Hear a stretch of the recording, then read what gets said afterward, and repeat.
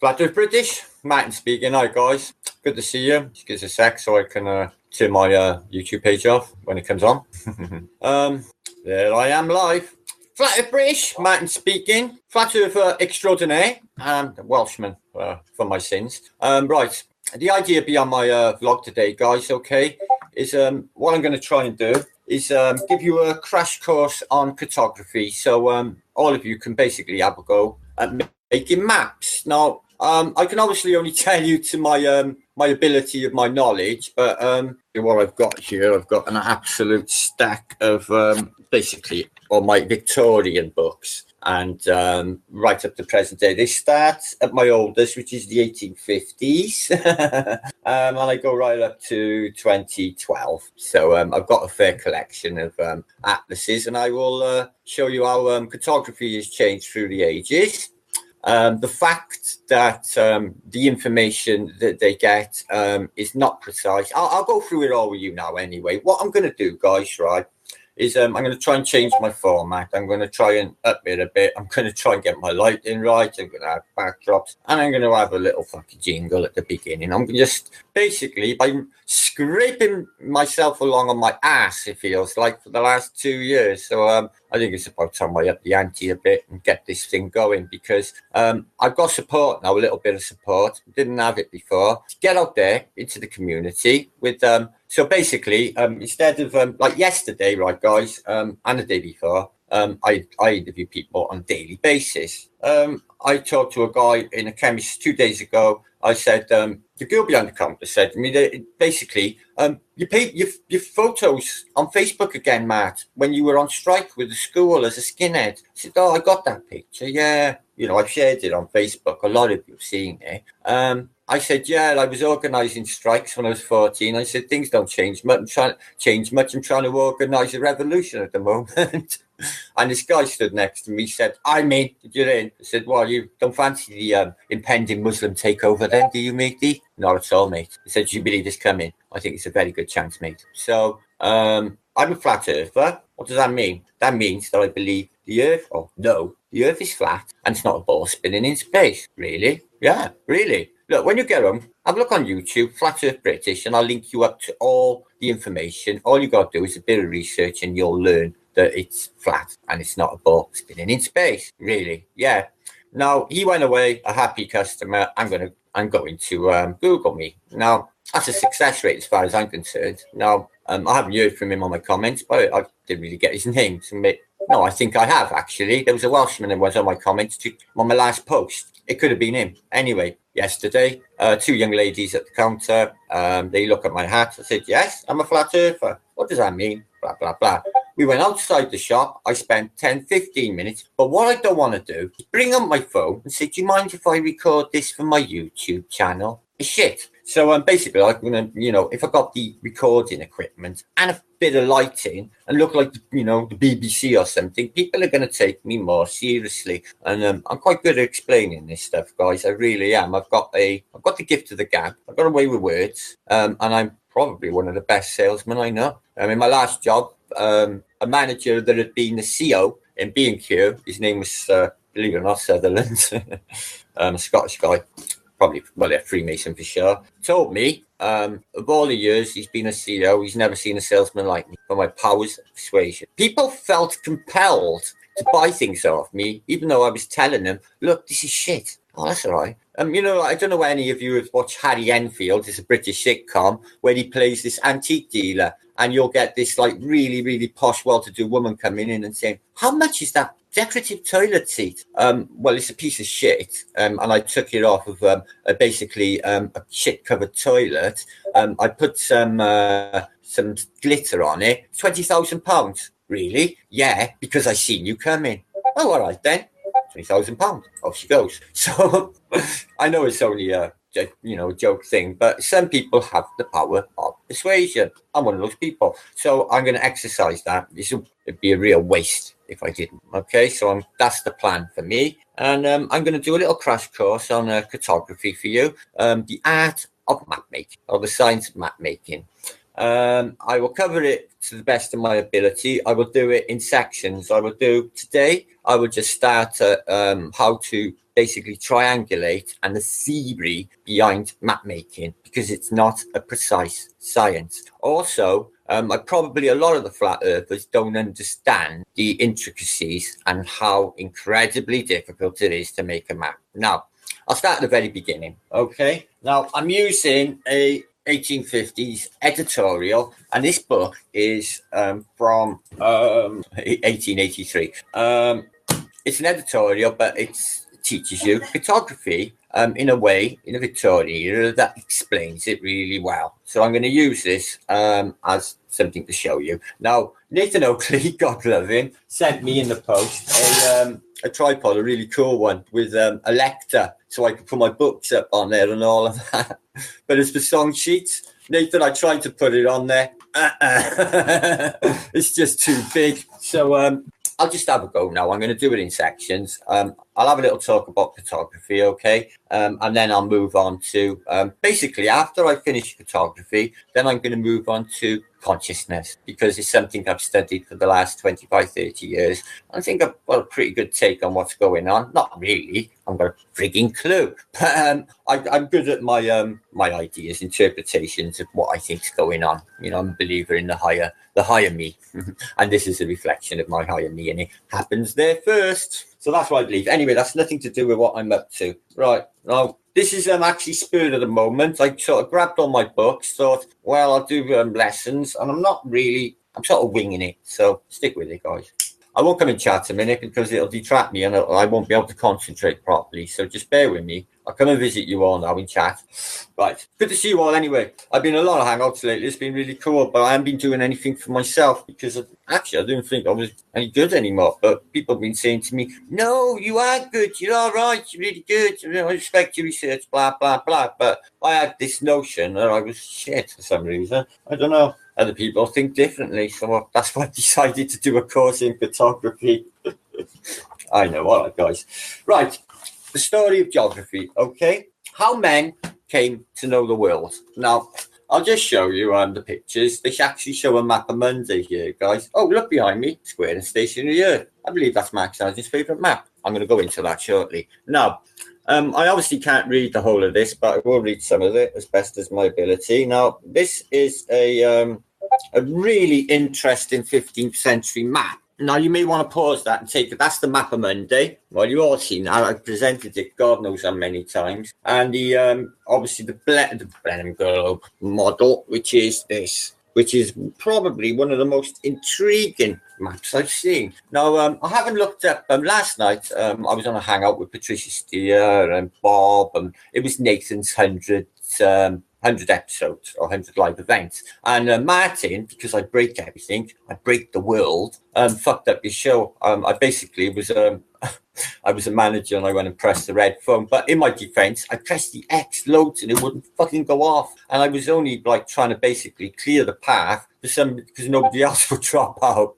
So I thought I'll drop out. So David Weiss and other people, ODT. I dropped out and missed ODT, guys. Sick as a parrot. I could have gone back in. I had the link. But, I don't want to look like I'm blowing smoke up anyone's ass, even though I really dig ODT. And he's like a rock star to us, isn't he? He's really cool. But, I'm a Bob guy myself. We got a lot in common. We've read the same book. We study quantum consciousness is what I call it, guys, because what's happening with consciousness, and I know he explained on Globebusters, if you've seen it last night, the double split experiment. Well, I couldn't watch it because it'd be the 500th time that I've watched it. There's different permeations to the double split experiment.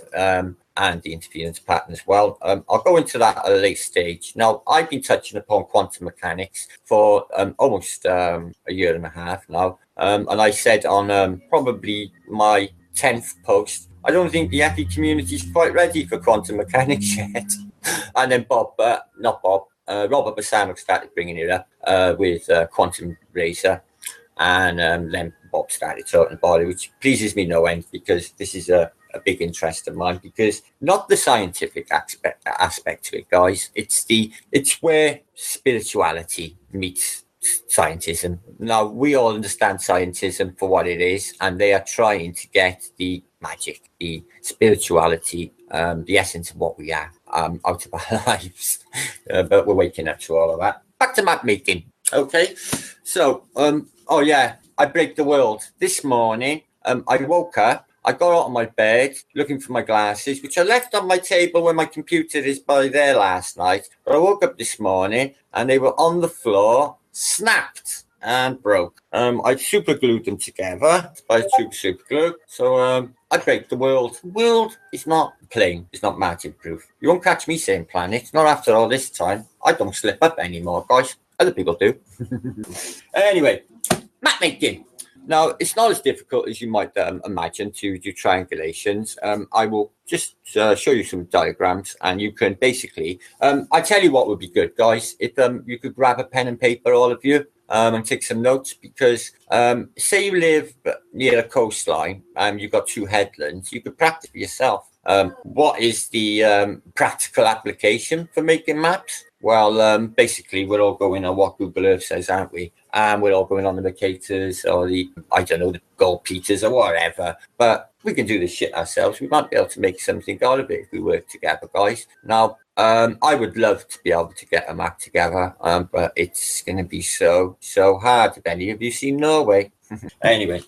I got to do this because my glasses are shit. Okay. The history of geography and exploration falls naturally into 3 periods. First, the one of progression, which resulted in the laying of the foundations of scientific geography. Secondly, a period of neglect and miscomprehension, during which the explorations were made. And thirdly, the modern period, which began with the revival of learning of great discoveries of America and the possibilities of reaching India and the Cape of Good Hope and circumnavigating the globe.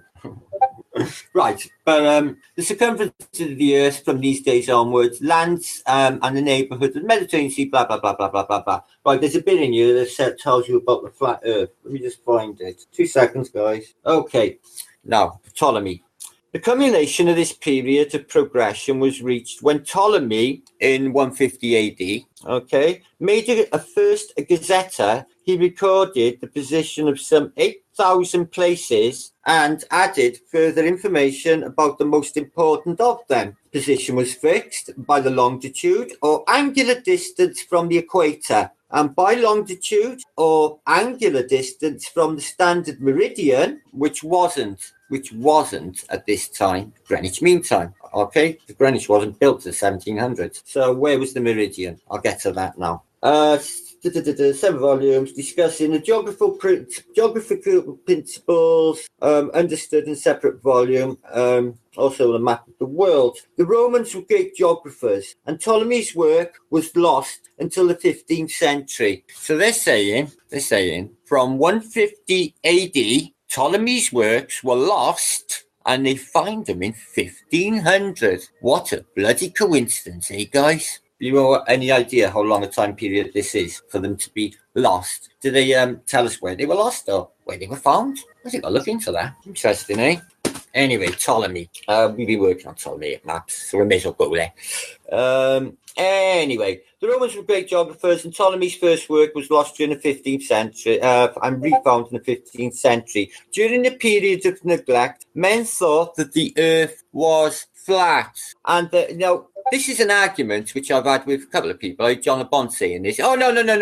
They didn't believe the Earth was flat in 1500s and before. No, they did. Here's the evidence in a Victorian atlas. No, they did. Now, I wasn't around back then and none of us were, so this could be just all bullshit, couldn't it? Okay, so we don't really know, do we, guys? None of us. No. Okay, did Ptolemy even exist? I think so, because I've seen reference to him in Rome. His name, Ptolemy, in stone. Is it false? I don't think so.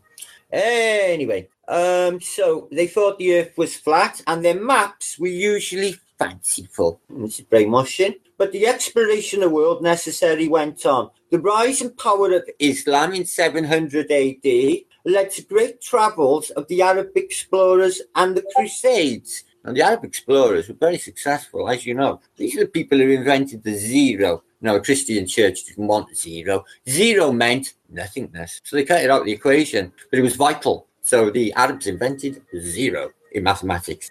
So, popularizing geographical knowledge of France, England, the Arabs brought great traders to Venice, generous spices to India, blah, blah, blah. Well, that's just all about the commerce. Okay, the Hereford map, okay, which I've been to see with Nathan Oakley, 1307, no, I'm afraid it's 1290. This is, again, a mistake, okay? Shows clearly medieval ignorance in Ptolemy's work of cartography. So what they're saying by that, guys, is because the Mappamundi is a flat Earth map, okay, with a surrounding what could be the ice wall and the Hyperborean and the the land of Enoch, which is a geographical location on there, Babylon, and all of these places in antiquity are on the Mappamundi. So they are saying in this book that Ptolemy's lost from AD 150 up until the 15th century, do the math, and they refined them, and then they sort of debunk any flat Earth maps with Ptolemaic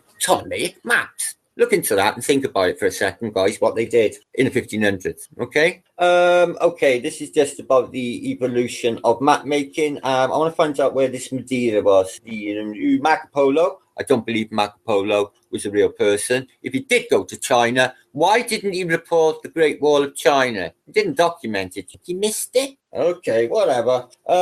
So the Benham Globe produced in 1492 shows the Americas and indicates a return to more correct notions of geography that was than that was seen on the Hereford map. So this whole page, or most of it, is trying to debunk the Hereford map of Monday, which I have there on my wall. I'm sure you're all familiar with this. If you're not, left-hand path, okay, go onto his channel. He made a really good video about it, okay? Really good video about it. He looks at all the creatures and what he makes of it all, okay? Really interesting. So look into it, guys. Left-hand path's got a new site. He's back up and running, okay? So sub the left-hand path. I'll put a link in the descriptions box, okay? There's other links to come as well. Bear with me. I'll have a quick look in chat, see if I'm actually there at all. I could be talking to myself, all I know, guys. Am I there, guys? Yay, left-hand path. There he is. I've been watching your video today. Really enjoyed it. Yeah, what loads of crap in it. You got religious people saying, oh my God, if you listen to a record, you're going to be possessed by the devil. Richard Norwood. All right, okay, yeah. Thanks, John. Hey, Billy. God bless you, brother. Fruity, Yorkshire Lass, and my Mary. Brendan, Cook, always. Candler, hey, guy. Knowledge Scavenger, Paula, God lover. Effie for life. Oh, I like that. I like that name. And who's back? Do you know who's back, guys? Alan, who's my good friend. Knights of the Round Fable, if you know that guy. Why am I froze? I paused it. Don't worry. I actually paused myself there, guys. 2 seconds. Let's bring me up to date because I'm actually 2 minutes behind you. There you are. Right. On I go with my lessons of cartography. I'm going somewhere with this, guys. Right. So to make maps in the early days, they used, obviously, you all know about the astrolabe, you know about early, well, you may not, but what they did, right, they used, the sextant came along later I think the first sextant arrived in about 1609, but the main thing with at sea was timepieces. This timepiece, if I could only remember the name of it, this timepiece came into existence, which just sussed navigation. The sextant came along later. Now, navigating with the sextant, I've had a go at this. My father used to try and show me, right? It is difficult, but I got it in the end. Now, you've got to be in flat calm weather, guys. You cannot be triangulating. You cannot be taking bearings in stinking weather when you're dipping and diving. You can, but it takes a long time. So I just want you to bear in mind when cartographers, right, are making maps. Now, only the military have been allowed to make maps, but they got private enterprises making maps now. But when they make the maps, they have to take them to the military for vetting. Now, why are the military the only ones allowed to map make? Up until 1892, I think it was, people were completely independent to do exploration and research and map making without the military. Now, obviously, it's for navigational purposes. Now, Nathan Oakley brought up a really good point in his show last night. Now, when I was at sea, we had to update our sea chart. I mean, every port, because of shifting sandbanks and the seaways. Everything changes on a monthly basis. Otherwise, you're just going to run aground, which means run into the mud and not go anywhere on the sand. Now, if you collected all MC charts and joined them all together, I bet you'd have some good idea of what we're living on, but not what's missing. Okay, just an idea. Nathan was a good idea, that was. Now, the key, geography is the key to knowledge, they will say here. Coherent. Now, I just want to show you triangulation. Here we go. How maps are made. Okay, guys. Now, not as difficult as you might think. Now, they're using here, right, as basically as an example, the headlands of Anglesey, Wales and the Irish Sea. So let's get you a map and show you what we're talking about. Now, the gentleman I'm showing you now who's going to triangulate is on this island here in Wales. This is the country I live in. This is obviously Great Britain. Okay, guys. I live here down here in Cardiff in the south. But up in the north, there's an island called Anglesey. It's quite famous in history. It was where the Druids, they demised the Druids when an entire Roman army went to Anglesey and wiped them off the face of the earth. But some did get away. But while they were wiping out the Druids, there was an uprising by Boudica. Managed to take London, St Albans and Colchester. Ka-ching. But they did rape the daughters. Not on his head. So anyway, what have the Romans ever done for us? Well, it was the roads, Reg. Yeah, apart from the roads, Reg. What have the Romans ever done for us? Well, it was education, Reg.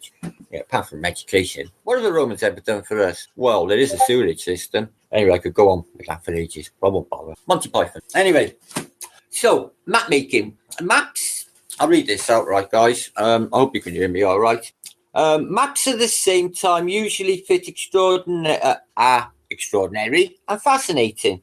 Titles to land and property and boundary rights between the countries and boroughs and councils ultimately depend upon maps subordinately. Perhaps most of the interesting piece of work achieved is one of the great explorers and maps he produces to illustrate his journeys. The traveller sometimes finds considerable annoyance and other times a rare delight in discovering official maps contain mistakes. Okay, this is what this is saying. This guy, he's an independent guy. He's gone out exploring. This is an 1880s book, guys, and he's finding that the maps that exist, there's mistakes instantly. Okay, so that gives him joy to find out that they are bunk.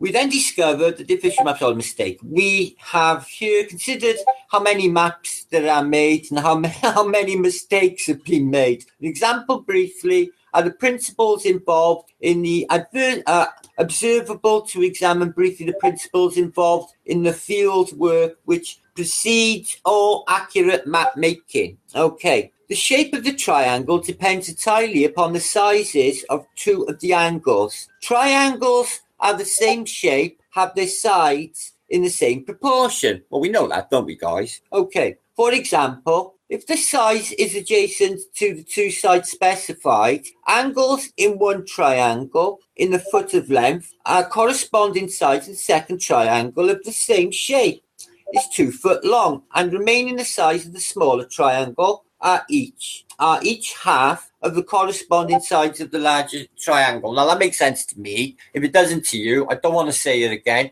When you watch my video back, just listen to that. Now, what we got here, right, particular, is a fella, and he's got his sextant there. Now, what you wouldn't be able to do this in reality, guys. This is not a reality. You would not be able to see the coast of Ireland from the Welsh coast, okay? So this headland here is apparently Ireland. This headland here is apparently Anglesey, and he's standing here. So he wants to work out the distance from there to his spot. Now he works out the distance from there to there, okay? And he can basically work out the size of that bay. Now, they do this at sea. They can work out the size of the bay through exactly the same method of triangulation. It's quite, I'm not even good at maths, but I could quite manage this. It's not that difficult. Okay, the instrument for the purpose of is a plane table. A plane table of which essential parts of the horizontal drawing board and the sighting ruler, i.e. the ruler fitted at the metal uprights as they prismatic compass to ensure the accuracy of sighting operation. Now, this you've got to bear in mind, I'm reading 1800s language here. I know it doesn't really sound like what we talk like now, but okay. So, the work of the theodolite at the English end of the baseline, which stretches to Wales, taking the angle of swing across the Irish Sea to Ireland. So he's standing on the Welsh coast here. Okay, you can see the lines he's projecting. Now, if I hold that here, now this book, right, you can freeze it later and read it for yourself, because this is from the 1800s. You're not going to find this in a library. You're not going to find it anywhere. I've looked online. It ain't around, guys. Okay, so I'll leave that there. Is that blurred? No, that's okay. Okay. Now, there's the triangulation you need. Okay, now that there is what he's doing there, right? So that would be point A, so that'll be Ireland. He's here. Okay, oh no, he's there, sorry. There is the other point, which would be, I suppose, angle C. Okay, so he's worked out the triangulation point. Now, all he has to do is measure from there to there. That's the size of the bay, guys. He can work it out. Now, every bay in the world is done the same way. Now, I'm not being funny, guys, right? But they had to do this with Norway. Now, in the film Hitchhiker's Guide to the Galaxy, a guy called, FLAT EARTH. He's one of our, well, I was going to say troll, but he's okay with me. FLAT EARTH. He makes planets. He designs planets. And he won an award for Norway, guys. Right, let me just show you Norway a second.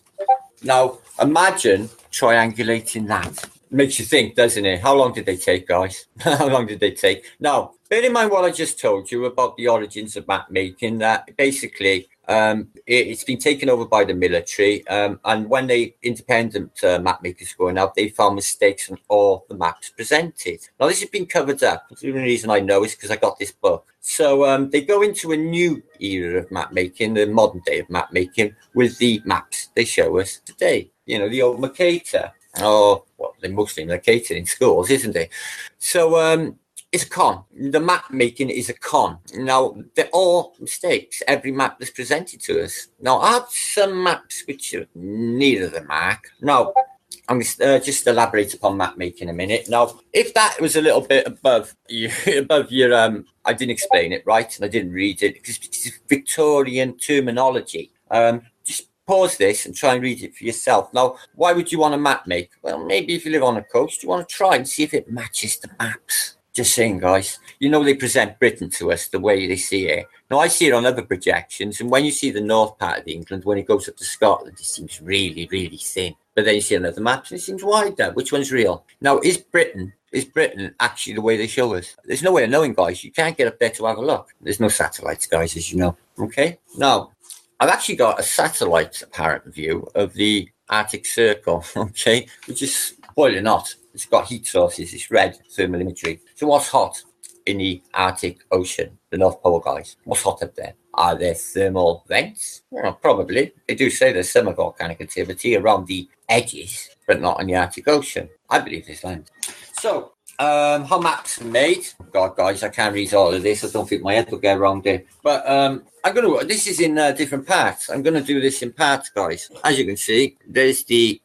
Yeah, that's all right. I'm just going to light my mother up with a fag, because basically, this is the only working lights in the house. Stay there, don't go anywhere. In fact, stay there. I'm going to do something for you. I'm going to present Doji Darker, his new video, who's my very good brother. Watch this for a second, guys, while I go and smack the old lady up. 2 seconds, and I'll carry on with my lesson. I haven't got to where I was going yet. Don't worry. So, it's not actually as difficult as you might think to make maps. But what we got to remember, guys, is that having this on. What's going on is... Okay, share this. Excuse me, guys. Cascade! Wah! Does it dark? Oh, the man with a plan. Okay, actually, the wrong one come up. I had the wrong one. I love your intro, Doji Darker. It's very nice. Very pretty. Stop that. I'm going to do it again. Sorry. I had my moments. I haven't broke anything, have I? So funny. Anyway, okay. Let's play Doji Darker's video. And I will be back 2 seconds.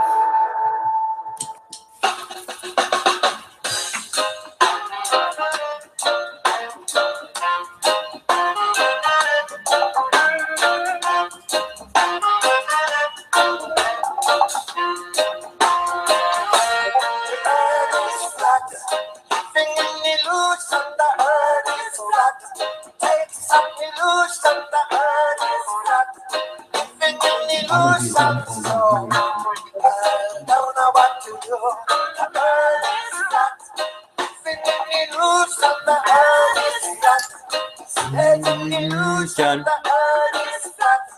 It's an illusion. So I don't know what to do. Okay, we had a problem here. Yes, say again, please. Oh, you're doing a problem. That'll be wonderful. Roger, beautiful. Okay, stand by 13. We're looking at it. Okay, right now, you said the voltage is, and we had a pretty large thing associated with the cluster warning there. And as I recall, BP was the one that the earth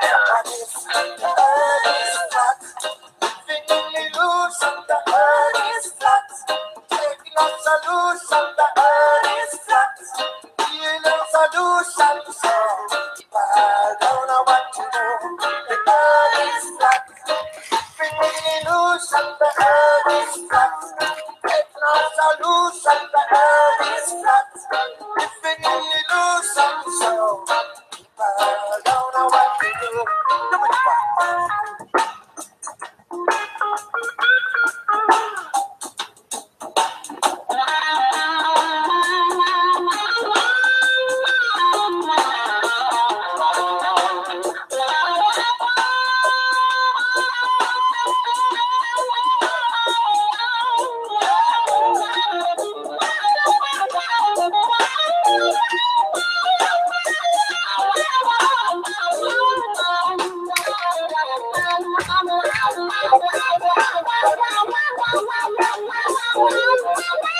Okay, I'm not going to spoil you anymore. So the top of my video was cut off, was it? Yeah, what happened there? I try. So, I'm back from outer space. I just walked in to find you there without a look upon your face.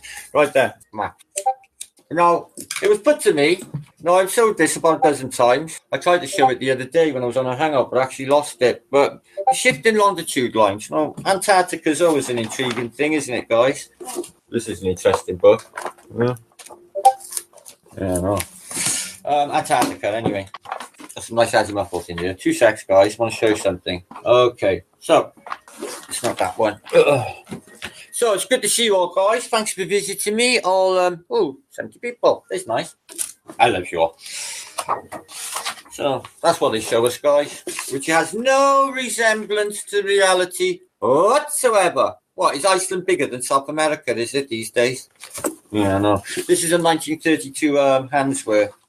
This is quite interesting, guys. You've got Herodotus at 1450. You've got a Ptolemy 150. This is the one that was refound in the 1500s. And the Ortelius, which is, you all know the Ortelius. But the intriguing thing about Ortelius' map, guys, right, is what you will see is this is supposed to be South America. Yeah, it's connected, isn't it? And obviously you will see the 4 continents there. Okay, so that would be the Hyperborean and these other places. Now, why are maps, ancient maps, or not even ancient, 500, even 400-year-old maps showing land in the north? Why are they all showing land in the north? Is it fanciful? Is it make-believe? All maps of this era are make-believe? Or is there land up there? Now, I'm sure if it'd been deluged, they would have told us in history, oh, there was a land, they got flooded. But no, nothing. So I really do believe that there is land up there, guys. I've got to be honest, I really do. I think I've got good reason to think so, don't you? No, some interesting things. I'll get back to the art of map making. This is more complicated to read than I thought it might be.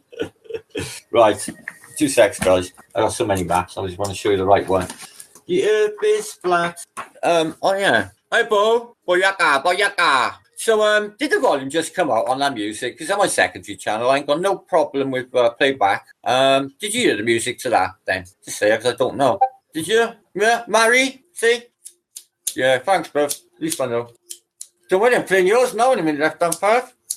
Oh, it's light to hell, yeah. I got it. Anyway, back to maps. Now, this is what they present you for the Arctic region in 1932. Notice something wrong? Take a look. Anything wrong? Can you work it out? I'll show it closer. Potatoes are more oblique. They're oblique pearoid. They're oblique potatoid. Anyway, now, the Arctic region, right, is that small, is it? Because it's an ocean. You know what an ocean is, don't you? So it's the smallest ocean on Earth. But when you look on a lot of maps, it appears the Arctic Ocean's only the size of the Mediterranean. This is not what's happening. The Arctic Ocean is an ocean. Why do they call it an ocean? That they present it on maps as this tiny body of water. That there is way, way, way too small. All of that needs to be opened up. So that's wrong. Now, let me just show you the inconsistencies with the Antarctica. I've got other stuff to show you. I got shitloads here. Okay, there it is. Oh, Jesus Christ. Why did the Victorians do this to me? This is excellent, this book, because it shows you all the exploration routes to the apparent North Pole. So the 80th is there, and you get to... Where's my modern day? 2 secs, guys. I've got a lot of maps, but I want to find a recent map. There you are. Okay, there you go. Got it. Right, now you're all familiar with the Ross Ice Shelf. Okay, it's a frozen sea, isn't it? As you know, but apparently it falls out and goes into slush once a year. Now, this map is from... Right, that's the 1882 one. All right, then. Okay, now, Antarctica. Now, you can pause this later and take a look of all the explorations, and you will see here the Ross Sea. And this is the 80th, okay? It's not the last latitude line. The 80th. Now, this is the Ross Sea, isn't it? And this is the coast of the Ross Sea, isn't it? And here is the 80th inland, okay? Probably 100 miles, maybe 2 inland, okay? But then, when you get to the present day, it's no longer inland. It's nearly to the outskirts of the Ross Ice Shelf, the 80th. This is the 80th again, and I put it closer. There's the Ross Ice Shelf. There's the coastline. So it was by here in 1880, and now for some reason, it's nearly to the end of the Ross Ice Shelf. So I'll show you that again for comparison. So it's nearly out of the Ross Ice Shelf in 2012, and in its explorationary time, it's well, pretty. They're all showing it pretty damn well inland. And here's the Ross Shelf, okay, and it's inland. This is not a frozen sea this is continent. This is the Ross Sea, and it's inland. So I don't know what I'm doing. It was put to me by somebody who reckons he was up on maps. This is the evolution of map making. Well, what? Are we not in the know? They don't have to tell us. So in none of our atlases, they can actually explain that they shift latitude lines. So what's going on? I hope nobody sees it. It's going to be missed. Now, the shifting of one latitude line shifts the whole of their ball out. Now, I don't think I got the mathematics necessary to work out, if I go back from there and work outwards, some sort of dimensions. But it's a definite. Okay, they're shifting the latitude lines. Don't know why. Can't get to the answer either. There's nothing online. So, map making. Now, I had a little bit of a surprise the other day. One of my, well, he's not a troll really. Vince, you might know him as muscle car rock lover. Don't laugh, guys. Said to me in chat the other day, Martin, make a map. You're probably the only one who can do it. Well, I was quite touched by that because, bless you, because basically, like, you know, I've had a dog's life of him in the past, on and off. You know, he seems to have this, he's probably the most well-informed person in the whole flat earth. He seems to have these massive explanatories of what everyone's up to in life. Obviously, all of them are bullshit, you know, fucking comical. I enjoyed last night. It was a good little hangout. It really had a good, nice talk with Bob. Bob's a dude. Got a lot in common. I said the synchronicity key, the book I was reading by David Wilcock, when I actually meant to say the source code investigations. I've read both recently. Apparently, David Wilcock, if you don't know him, I call him David Wilcock. But apparently he's on Flat Earth, like I was told this week. I haven't seen, but apparently he's not very good at explaining it. You want to check out Expose the Truth? He had a hangout this morning. It was too fucking late for me. I had a love tour going on there. I went on his last one. It was awesome. Load of Wicked Brothers. And I tell you what, they're smashing it. That's what we never had in the FEC. We never had like a dread section. Right, now I just want to not promote, because there's no need to promote it, Discord. Now, this is the place I go overnight. And I go there in the morning to see my friends. And we hang out. And we make the sweetest music. You got Tone Overdrive, who makes the beautiful music. He sings, oh God, everything so well. He does Neil Young, one of my favorites, or Cat Stevens. And you've got Issa Mahalski, and you know how good he is on the guitar. And Zoe be here now and love singing like an angel. She's got them. If you hear her singing Billie Holiday's Summertime and the Living is Easy, gives me shivers. And Ziki, lovely, lovely Ziki. Martin D. Bubbles is her girlfriend, Ziki, and she's beautiful. And beautiful singer. So we hang around in there. So if you're not on Discourse, I'll drop a link in the descriptions box, okay? Get on there. It's getting pretty full, but you get like it's not a hangout, it's just a hangout, but you can talk like a radio if you like. And there's quite a few in there, and we can all have a nice chat. There's no stress, there's no bloody shills, and there's no bloody trolls, thank God. It's all just cool people wanting to enjoy their life and their experience in this flat earth. Because I've had a guts full of the drama, and I know you lot have. It's just it takes too much out of you guys. It's just not worth it, and the flat earth's too important. By the time I'm thinking about bullshit and detracting, I'm taking my eye off the ball, so to speak, with this flat earth, because I'm being hassled. Oh, God. One vlog a week. I'm on shit. Anyway, this is my oldest atlas. It's a Moffat, but it's like falling to pieces. It's so old. But check it out, guys. God, it's old. This one's from school. Really interesting, though. I used to absolutely love this book. It's my geography book from school. Now, check this out, guys. I find this interesting. Arctic regions. Now, I'm going to read that because it's so interesting in a second. Arctic regions. Now, the North Arctic region, now they tell us, okay, now you're all aware of the Antarctic Treaty and you're all aware of the Arctic Treaty. You can't really go waltzing in there. We're not allowed, really, are we? Now, they say that the reason that Antarctica is kept pristine is just for scientific research. And they don't want to basically carnage it for resources. Yet, the problem in the north, they are mining tin, gold, iron, molybdenum, lead, zinc, chrome, copper, gold, gold bearings, oil, silver, tungsten, magnesium, coal, uranium. Right, all in the Arctic Circle, guys. And they're saying there's nothing, and they're not going to touch down south. And they do that to the north. Like Admiral Byrd said, it's getting kind of busy up there. Yeah, ravaging it. Right, Antarctica. Antarctica is a frozen continent around the South Pole, lies under a great blanket of snow and ice that is a mile deep. Let's just think about that for a second, guys. A mile deep. So that's a mile high. So if you go up onto the mile high ice cap, you're going to need breathing apparatus, aren't you? At a mile high. Do you see them with breathing apparatus when you see them on the telly, guys? Do you? A mile high. I'm going to think about that for a second, guys. Anyway, a mile high in many places. The continent is larger than the continent of Europe and Australia put together, but most of it is without life of any kind. Plant or animal. Now, they want you to believe this, don't they? It's devoid, a whole continent, of any fauna or animals.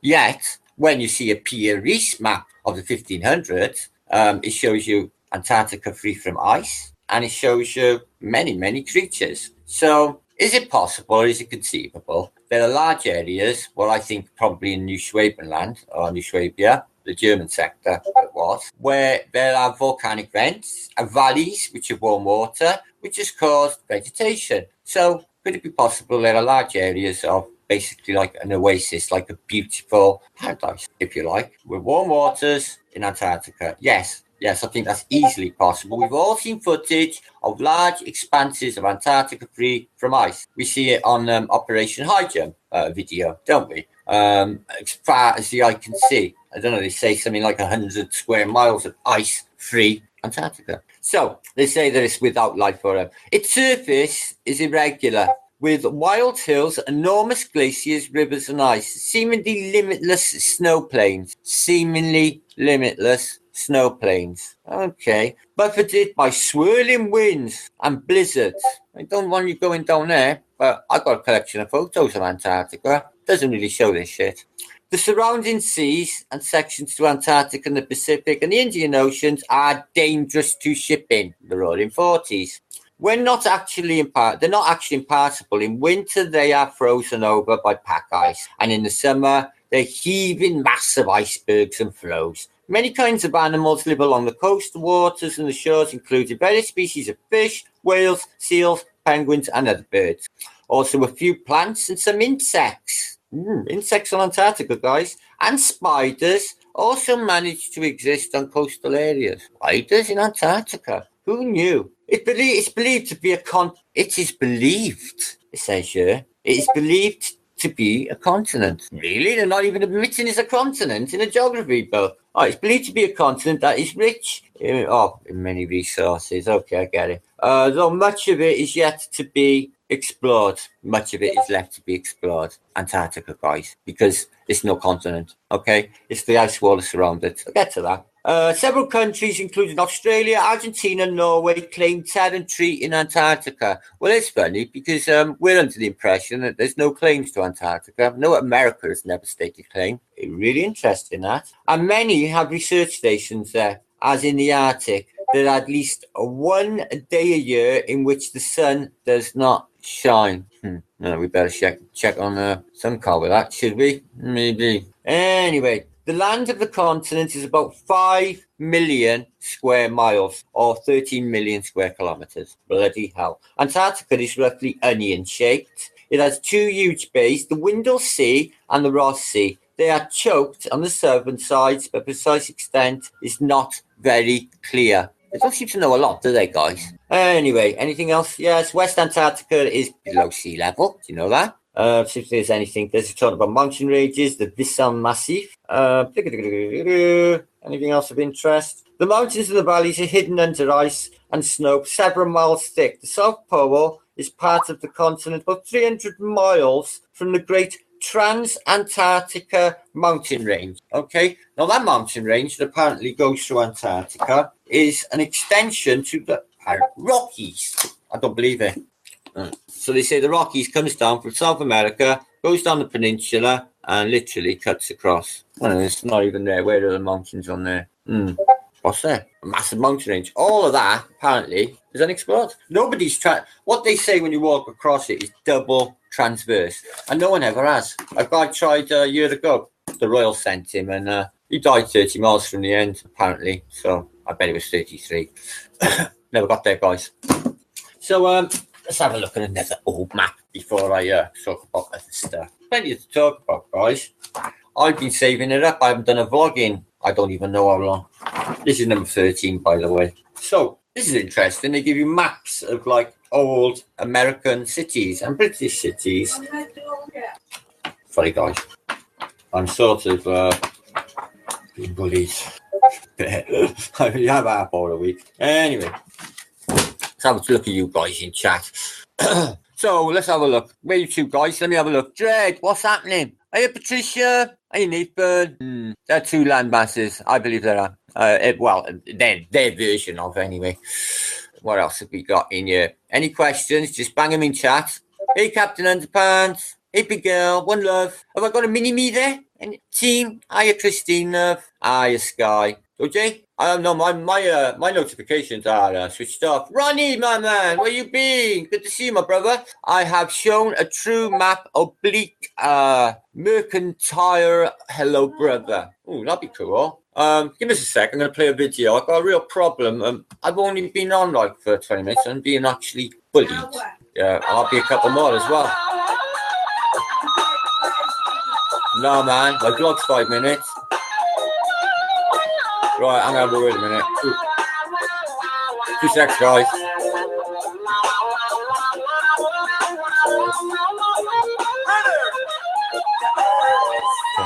I'm putting this on a minute.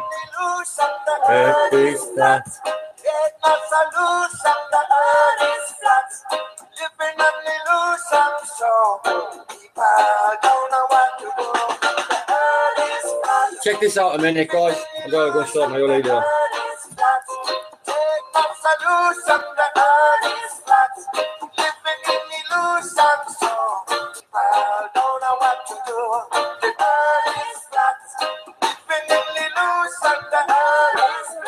All right, come up with that.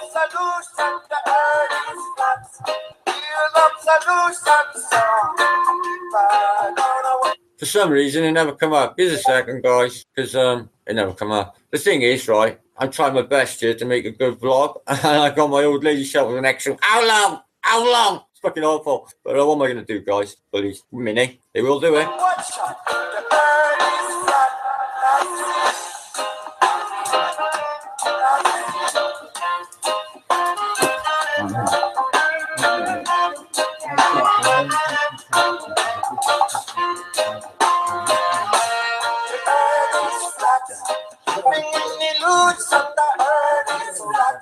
Take some illusion, the earth is flat. Living in illusion, so I don't know what to do.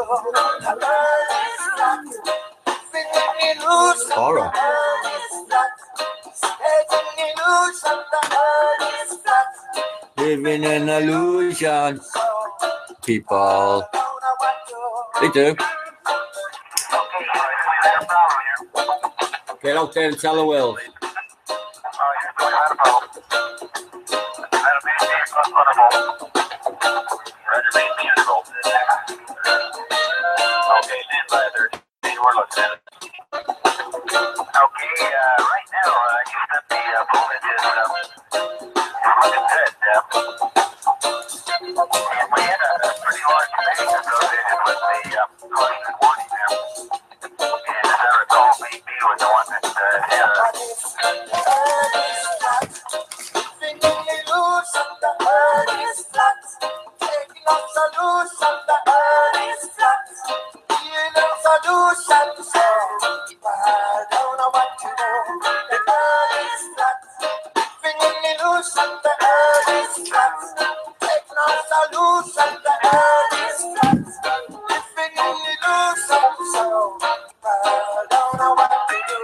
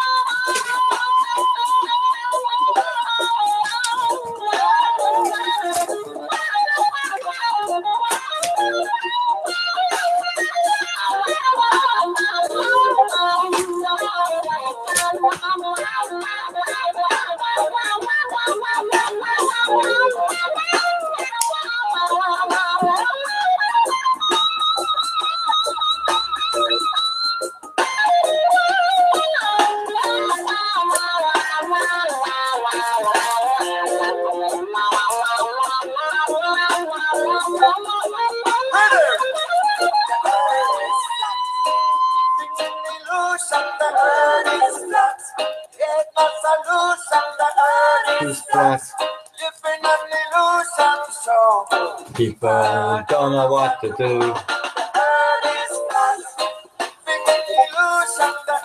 It's flat.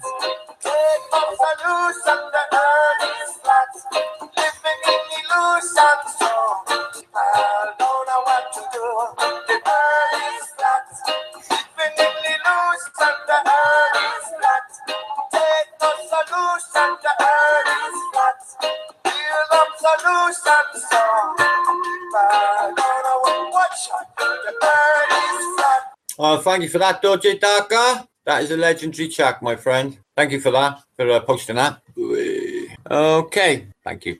Yeah, that was, I really enjoyed that. I just had to do that because I saw the old lady out. I needed 2 seconds. That's all right. So, let me have a look in my chat. I was thinking on having an hangout, but I'm not so sure I can have one now. I would really love one though. So, let me have a look at my chat. See my peeps. Vincent, how you been, my brother? Awesomeness on the extreme level, I would say. Oh, I love that song so much. But the recording I had when Eric Dubé posted it, when they're like in a bar or something, aren't they? And it sounds really, really rough. So that's a really good recording. Thanks for that. Thanks for that, my friend. Dodgy, you're a good man. So I'm going to be doing like 1, maybe 3 vlogs a week, and I'm going to do the same subject. So it'll be like map making. I would do it in 2 more parts because I haven't explained shit there. And then I'm going to do other subjects instead of just flitting from one subject to another, which I find myself doing. If that makes any sense, guys. Better, won't it? So, a lot been happening in the sea. I've seen, obviously, a lot of people are coming out. What's this? Bill Nye and Tucker Carlson clash on Fox News over flat Earth. Oh, shall we take a fucking look at this? Is it short? Well, it's 9 minutes. Oh, I don't know. I'll watch a bit of it. I haven't seen this yet, guys. So, Bill Nye, we love Bill Nye, don't we? He's such a lovely fella, isn't he? Imagine what he does of an evening, guys. Just think about it. No, don't think about it. Anyway.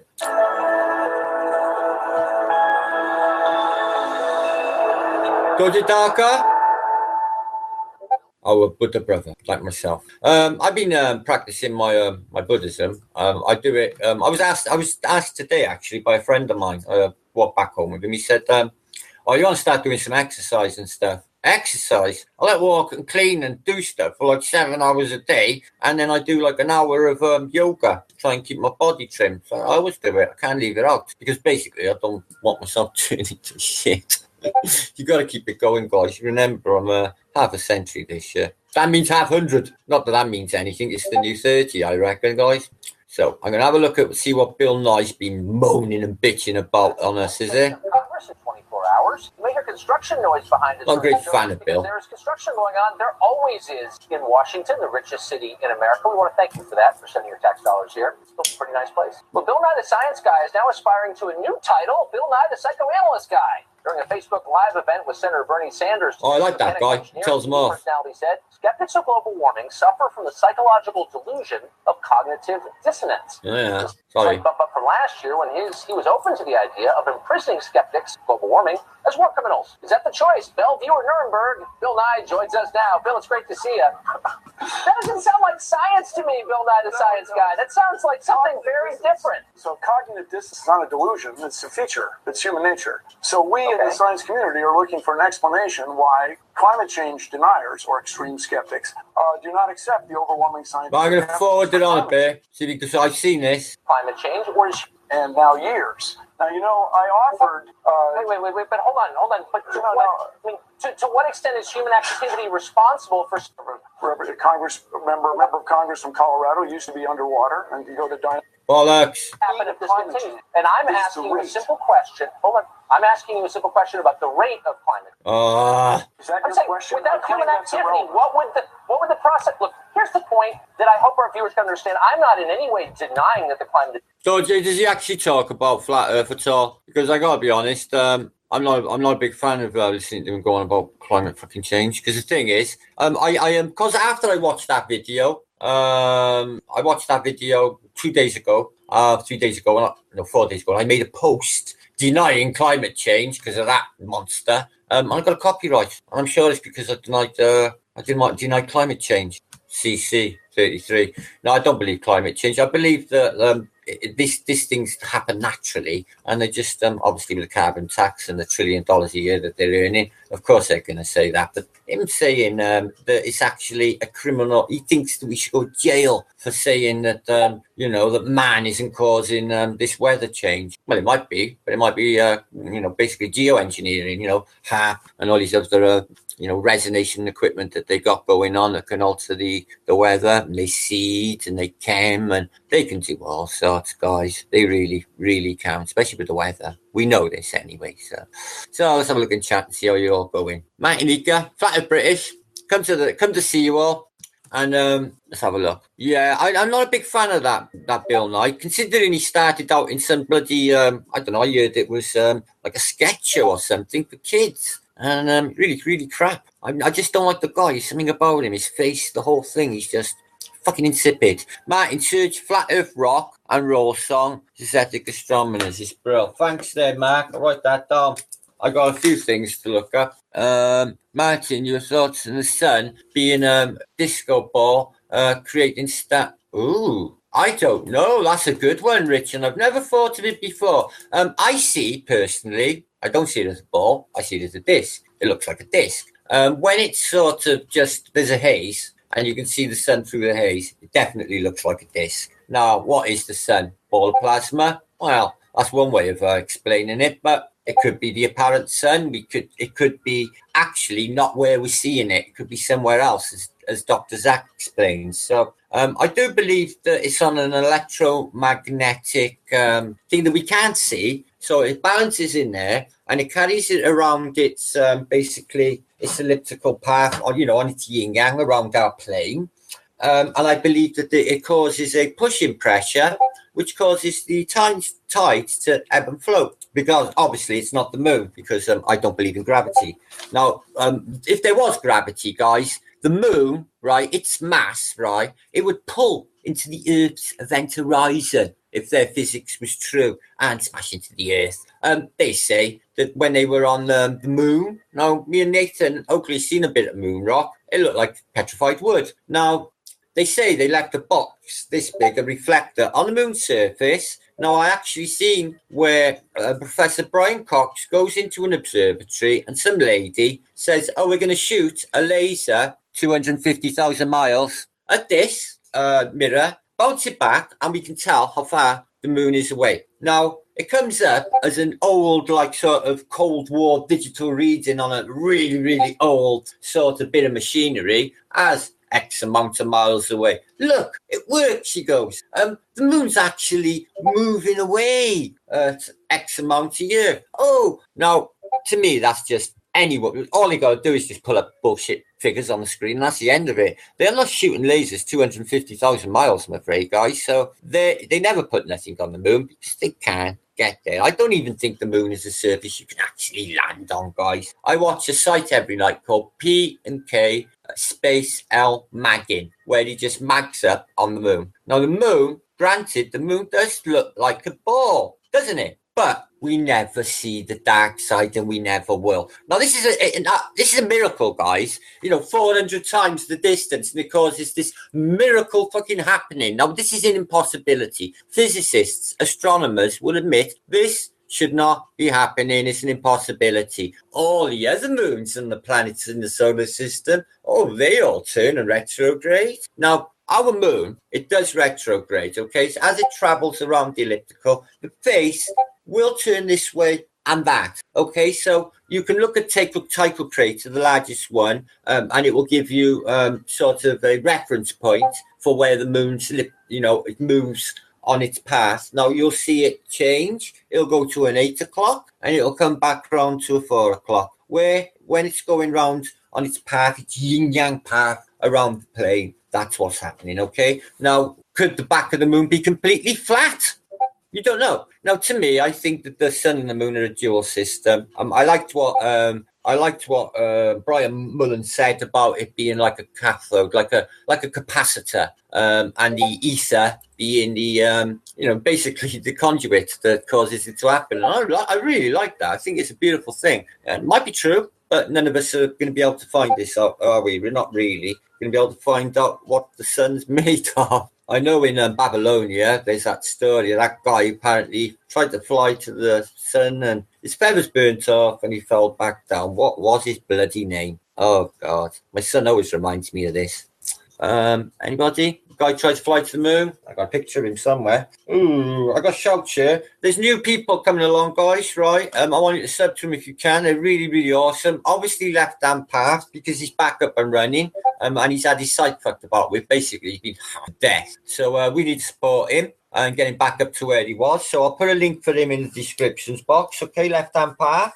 His videos, I watched one earlier, are absolutely brilliant. He had me in actually stitches. It was so funny, his last video, about people's interpretation of Satan. And he shows you these like really whacked out evangelist preachers in America. Like, if you do a certain thing or listen to a certain thing or look at a certain thing, you will be possessed by Satan himself. So they're really, really whacked out like about that. So that's interesting. So that's a good video. There's a new guy, a taxi driver, guys. But it ain't James, the taxi driver from London. He's a guy from Scotland. I thought he said he was a Navy SEAL for a minute. He might be ex-Navy SEAL. His name's Chris, and he's called Flat Earth Taxi. He's a Scotsman, and he hasn't been out long. I think you should have a look. What he says in the car, he's one of us. He said he loves us. He calls us brothers and sisters, and I think he's well worth a look. Also, there's so many new ones. Sorry, I had another one written down. Oh, Jamie, you all know Jamie anyway, don't you guys? Jamie Brown. He has his little hangout. He has Question Everything on there and other people. So he's getting, he's got bottle. He's a young lad, very knowledgeable. And he's cranking them out there. So I can't fault him for that. Let's have a look at the square and stationary map for a second. I'll tell you what intrigues me about this, guys. Now, when you look at the square and stationary map, you'll see that it sort of dips in and comes up around the edges. Pretty similar to what Picard said, isn't it? The flat plane looked at the edges, which is what you see here. But you'll see it like it's really dipped, like a bowl. But actually, that's just the bending of the latitude lines, which is how they really are because of the magnetic declination. Actually, compasses are pretty useless, guys, to be honest with you. Obviously, you're following a compass, but they don't go in straight lines, guys. They curve and they twist and they vector. I'm afraid that's pretty accurate. But what intrigues me is this third body. There's the North Pole, okay, and then you got this third body here. Now, it's not Polaris, it's large. And then you've got the sun and you've got the moon. Okay, the sun and the moon doing their path around the plane. Tropic to tropic, depending on what season it is. No, we know it don't fit perfectly. It would if we knew what was missing. It works. No, that luminary there, no, they could say that's Ragu. They could say whatever you want. You could call it Vulcan. But I think it's a dark body you wouldn't be able to see. I think it's up there. And I think it's the problem that they keep bringing up, the globe believers, about the eclipses. Because, people say, oh, that's a three-dimensional object. No name's mentioned. That you can see clearly. Well, it's not what I see, really, guys. I see something that is there. But Prop, right? Propaganda destroyer. He went up on top of a mountain with his wife whilst an eclipse was happening, and the moon was over by there, and the sun was over by there, setting. It just doesn't make any fucking sense how these shadows could even exist. You can't on the moon, and then, we know how the moon covers the sun because it's 400 the distance and 400 times fucking hell. You know the math, guys. It's insanity. No, I'm on Jen's camp. They made up a load of fucking mathematics and then they tried to make up all this science bullshit to make it sort of work. But it doesn't. It doesn't work. The scientific model I've been following, and all they needed to complete it, it's like this. It's a pie chart, right, guys?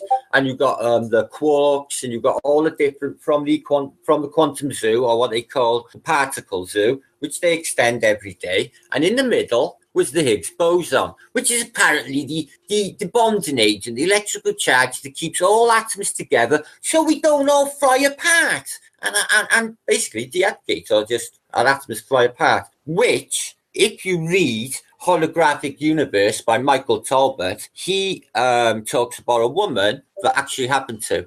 I don't know if she was under the influence of hallucinogenics, I'm not sure, but she looked at her hand and she's seen the atoms just basically turn into atoms, and her hand sort of just disintegrate into atoms. Now, they say the Higgs boson. To me, the Higgs boson is the biggest load of fucking bullshit. They don't actually see anything, guys, in this CERN. They see the ghosts of where things once were. So they've spent all this money to do that. No. If you see my post of the opening ceremony of CERN, it was hours and hours of devil worship. They literally conjured up Satan. Well, that guy on the screen, that could have been him, all we know.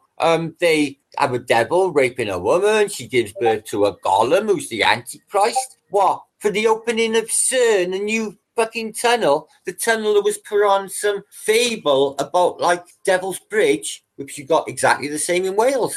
I'll show you it now. I was once in love with an American girl, and we went there to Devil's Bridge, and one of the best days of my life, if I'm honest with you. It was something else. I'll show you it now. The story goes, this farmer woman wanted to cross this giant gorge. Devil turns up and says, well, I'll build you a bridge. But the first thing that crosses it, I got to have it so. Okay, she says. So he builds the bridge. She sends a cow across. He's angry. She says, I'm going to get you. But what she does, she puts a cross on a stone in front of the bridge, a cross of Jesus. He can't cross it. He can't destroy the bridge. Now, what you will see is bridge on top of bridge on top of bridge, 3 of them. And they've been going for, I wouldn't even know how many centuries, guys, but it's the most unusual thing. Now, they got exactly the same fable in Switzerland, in Geneva, where this Devil's Bridge was. They've actually started the tunnel there, 14 miles of it. It's insane, guys. They started in 1977. Did you know anything about that? No. So why? And all the world's leaders, Sarkozy's not a world leader, but he's an Illuminati player, and he's on that table. He's on that table of the 12. I bet you any money. Sarkozy, fucking Myrtle. They were all in the crowd watching this demonic shit. Here's a second. Devil's Bridge, Wales. David. No, Pembrokeshire.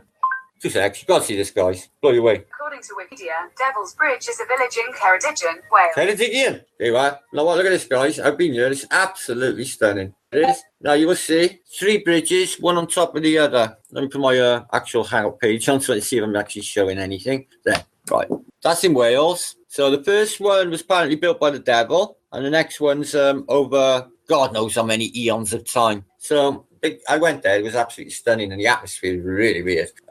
There's a waterfall at the bottom, and it covers you, and it's cold and wet, and there it is. But a beautiful place, guys. If you ever want to come to Wales, go there. Cartography on Devil's Bridge. Beautiful part of the world, unspoiled. The only problem is it's Welsh speaking. So if you're like me and don't speak a word of Welsh, oh dear, sorry. No, they speak English. Of course they speak English. Some of them. I speak Welsh, guys.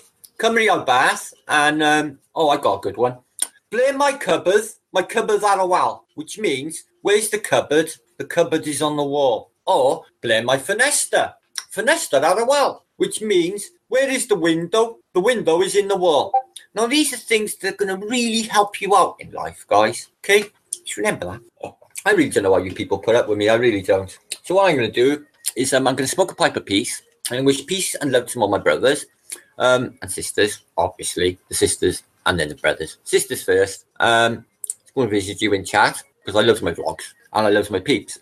Russian Vids is just posted, by the way. Yeah, I am fluent in Welsh. Did you hear me then, Maddie? Are you impressed? Ble my ffenestr ar y wal. Yeah, the window's in the wall. I can get through my entire life. Actually, right, I'll tell you guys now, right. Angel, that's a bit much for me, but I know what it means. Diolch yn fawr.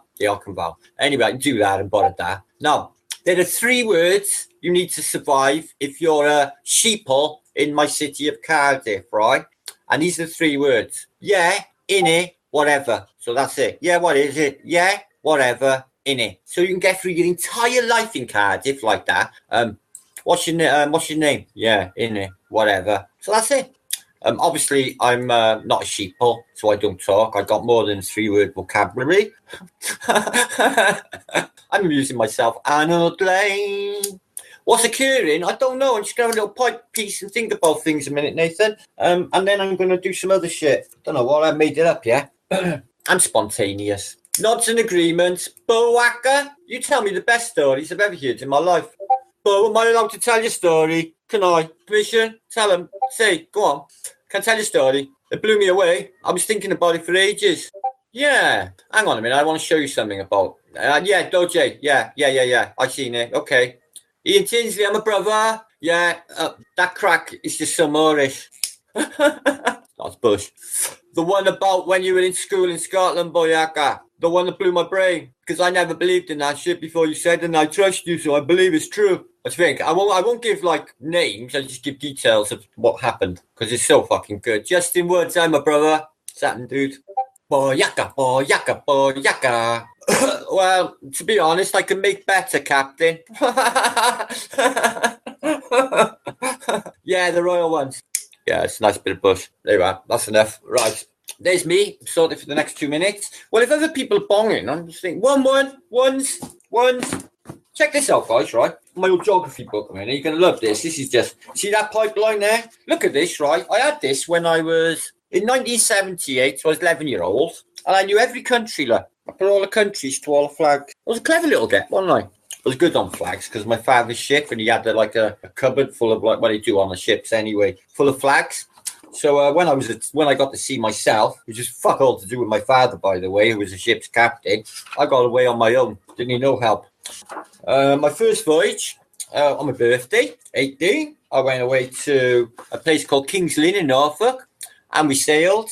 And it was the day of the hurricane that wiped out, I think it was 10 million trees in Britain. It was the worst hurricane ever to hit. It's a famous hurricane because one of our weathercasters by the name of Michael Fish said, we might have a little storm, nothing much. And it was the biggest hurricane in British history.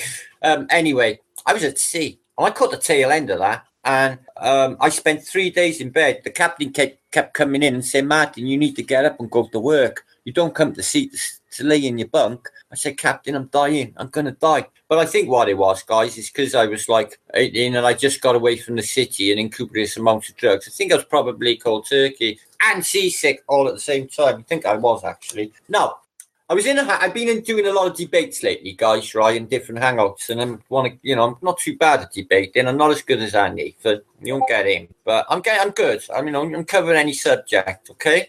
And I was fucking fuming the other night with P Maz's hangout. I'm going to bring it up, but I'm going to forgive him because he sent me an email, and I seen him chat. I seen John Watson. I was ghosting in his chat last night, and I seen John Watson say, "Why didn't you let Martin leak it in your hangout?" And he said, I wasn't paying attention to chat, which is a load of fucking bullshit. And John Watson said to me else, and he said, of course I respect Martin's knowledge and his research. So, okay, I'll take that if it's genuine. I really, really do want to emphasize that people like that going around doing trolling and all that, just get a bad name. If you want to live your life being disliked, the thing is, guys, you fuck with me, really fucking with fire. And I'm not big on, like, the thing is, Nathan, he done a brilliant job in there, right? But it was like, there was only V-Boy in there, and every time he opened his fucking mouth, Tim Osmond shut him up by shouting him down. So you had Jem, who's obviously a great guy. I like Jem a lot, Jeremy, and Mouthy Tim, just shouting everyone down. So I wanted in the hangout to sort of even the odds, but they wouldn't let me in. I wonder why that was. Anyway, that's past history. I'm just giving you an idea of the way people are going. This needs to stop. If you're a truther, I'm afraid you're going to have to deal with truth, which is why I'm doing vlogs on cartography and what I know, because I don't think there's any sense in me doing vlogs about just fanciful bullshit that's not real, guys, anymore. I really don't. I'm going to talk about consciousness next. I'm going to go into spirituality, and then I'm going to go into quantum mechanics. I'm going to cover all these subjects, but it's all on the plane anyway, so it's all applicable. Now, I was in a debate the other day where the guy said, right, his reason for gravity is that there's a metal core in Earth, in the planet, his planet. But I explained to him that we've only been 8 miles down, or 8 kilometers down, 12 miles, and we do not know what is in the core of the Earth, guys. Now, how could we? Well, we're going to seismic reading. Okay, so they say that's what's going on. So we have a really thin mantle, a crust. Now they say if you get to the bottom of the Sunrise Trench, the mantle is only 80 foot thick. They say, yeah, whatever. And then you get the outer core, the inner core, and your big chunky fucking ball of metal that they made up. Now, really, guys, if you think about a planetary body anyway, in the context of their science, does an iron core make any sense? Think about it for a second, guys. The formation of what they say the ball has happened. They say that this was just little tiny bits of stone, okay? They're little tiny fragments that all pulled together through gravity over eons of time, okay, and coalesced into this ball, but in the center, because of the amount of pressure, it becomes iron. Oh, really? Oh, really? And that causes the geo, which causes the electromagnetic effects, which you could call gravity. Now, you don't need gravity. Not in reality, you don't. Now, Jem Panzer, you're a clever guy. You probably know that in Newtonian physics, they need this for rocketeering, don't they? They measure the trajectory for getting a rocket up. They use newtons, which is a measurement, don't they? To defy gravity to get the rocket off of Earth's surface. This is what they say, don't they? Okay, there is no need for gravity. If you think about it, there is absolutely no need for it in reality. Now, it could be this. It could be a bonding agent in atoms that is not actually a Higgs boson, which causes an electrical charge. Now, Bob will tell you, Bob Xanadu, that electrostatic energy is everywhere in the air. And the higher you get up, the more it's compressed into electrostatic atmosphere, which Tesla knew all about. Okay, he was basically, in my opinion, he was bouncing stuff off the dome or the troposphere and back down for, I reckon he caused the Tunguska event. There's so much I could go into Tesla, but I won't do that right now.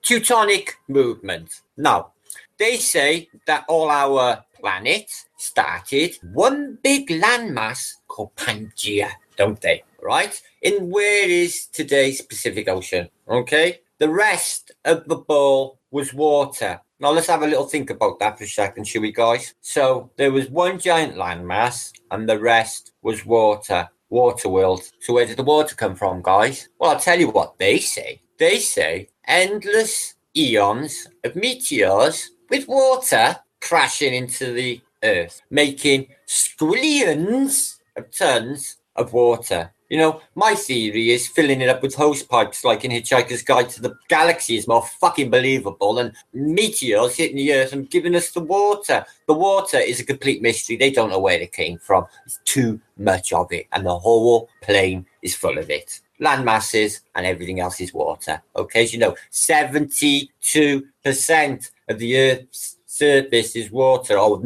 what's known on the plane is water. Okay, there's hardly any land, guys.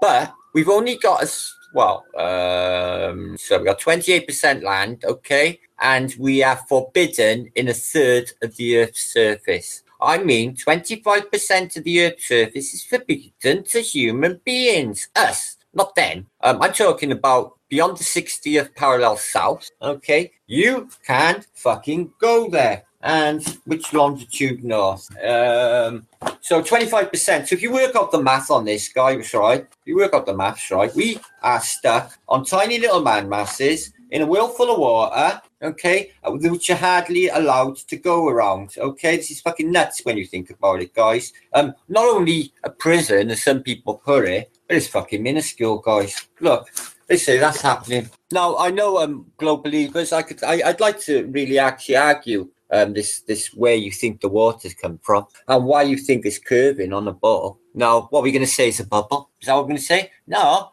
Surface tension keeps the water as it is. But if you think about water curving like that, even as the scale that it is, the massive scale that it is, right? It's a non-reality, guys. Now, New Zealand, right? Yeah, okay. I'll talk about that briefly. Arnold Lane just said, Matt Liga, have you looked at Zealandia yet? Yes, I have. Now, they just found a continent. I think it's just east of New Zealand. And they say that this was part of Pangaea. Huge continent. Only partially submerged, they're saying, guys. They're saying that the New Zealand is actually part of it that sticks up. And they can actually see it. Now, how come this was Pacific? Go on Google Pacific, guys, in your spare time, right? Go in from Antarctica, right? From the coast of Antarctica, I'll show you this now, it's going to blow your minds, right? There's a fucking wall. Now, obviously, Google playing games with us. Why? I don't know. But I seen this on, I can't remember. It's a guy called Subphonic. Nick Punkett word turned me on to him. He's a cool guy. He's all right. He's a flat earther, and he's funny, but he's mandala trees. So, do you know what I mean? So, 2 seconds, guys. Now, in mid-Pacific, right? So, we got the Pacific there, guys, okay? Now, in mid-Pacific, if I scan up and I'll close in, I'll be able to find it quite easily. It's quite frightening. I'm wondering what the hell. When you go down there, it's got, like, straight cut openings that looks like bloody Monte Picchu. It's fucking freaky. I'm wondering why they would put it in. I'm trying to work out why they would put it in. I've also found archipelagos of islands that have no names. I'm telling you guys, you want to have a little dig around the Pacific, it's fucking nuts. And then they find New Zealand. You know, I'll show you where they think it is. New Zealand, this continent. Now, you see New Zealand? Yeah, you see that? Okay. Now, if you see it land, you can see it on a shallow. And around here, this giant shallow around. And that's actually a continent, they say. Now, if you mag it up, you can see that it's not far off the surface, guys. It's really shallow. So that's what you call, this was not visible a month or two ago before they told us about Zealandia. But let me tell you something, guys, right? I'm not a believer in the Mandela effect, right? But the only proofs I got are what really, really bugs me. I've studied maps, as you can see, since I was a baby, really, fucking 2-3-year-old. I had to find out where my father was. My mother would say, oh, he's in Santos in Brazil. So I get my atlas out and I find out where Santos in Brazil was. It didn't take me too long to suss out maps. To an extent that when I was in school, my teacher would have me in front of the map and he would entertain the class. I had a stick and he would say, Martin, Phnom Penh, boom. And I would point like that in a second, straight to Cambodia. Phnom Penh capital. You know, I knew every capital. I was fucking really weird. I am. Anyway, only at geography though and history. I'm not, and astrology. I'm pretty good. Gem's quite good as well. Right, so there's all these archipelagos that have started sticking up. Fiji's part of this continent, Zealandia. Anyway, so they say that we started like this, okay? Pangaea. So it's this, guys. I don't know whether you can see it, okay? Now, started in one big landmass like this. And what they say is it spread out over time. The rest was water, guys. And then you can see the structure, and they say this part was Antarctica, and it all spread out. Now, let me just run this by you a second, what they propose. Now, they propose that for some inexplicable reason, there was I don't know whether they call it a liquefaction, but what they're saying is the land masses slid really quickly on the molten lava bed that the continents lay on. Because they say we're floating. They actually say we're floating on lava. So all land masses are actually floating. Okay? To the extent that they say when the Ice Age happened, the ice cap was on northern Scotland and Britain, and as it's receded and gone, they reckon that Britain is rising and springing back over time. Is it true? I don't believe so. With tectonic movement, I got my reasons. I'll get there now. So they say that the continent spread out. Now they say for some inexplicable reason, they can't explain. This is their science, not mine, guys. Jem Panda, if you want to explain why this fucking happened, please do. Okay. Oh, thanks, Jem. That's not nice. From the pits of hell. Anyone else concur on that? From the pits of hell. All right.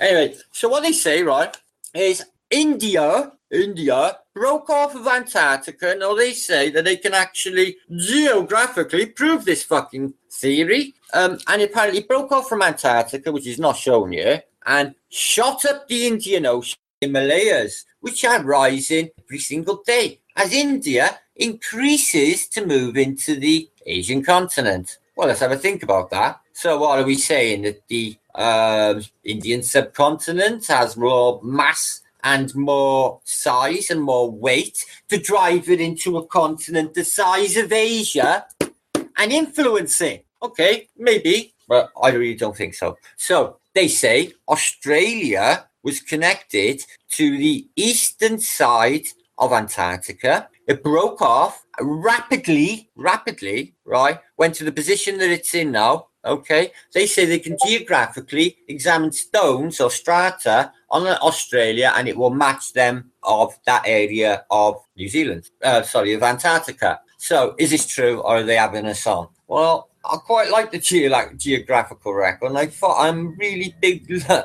like stone, and I like to dig into strata of stone. I find it really an interesting study. So is tectonic movement true? Because that would be okay on a plane. Think about it though. What did Mark Sargent say about volcanicity? He would say that the makers of this plane or the makers of this Truman-style enclosure have got huge machines underneath that will cause this. No, I'm not going to go for that. That is very fanciful. It's a nice idea and it's fun. It's fun. He is fun. But obviously that is a non-reality. Volcanoes are erupting for sure. I've seen volcanoes, guys. They are real. And extinct volcanoes are too. So there is magma. Obviously, you've seen magma. Now, I've seen footage, and I'm sure who showed. There was a John Le Bon of somebody standing next to a volcanic eruption, and he debunked it. He reckons all these eruptions they're showing us are basically hoax. I have got suspicions. Nathan got me thinking. Nathan Oakley.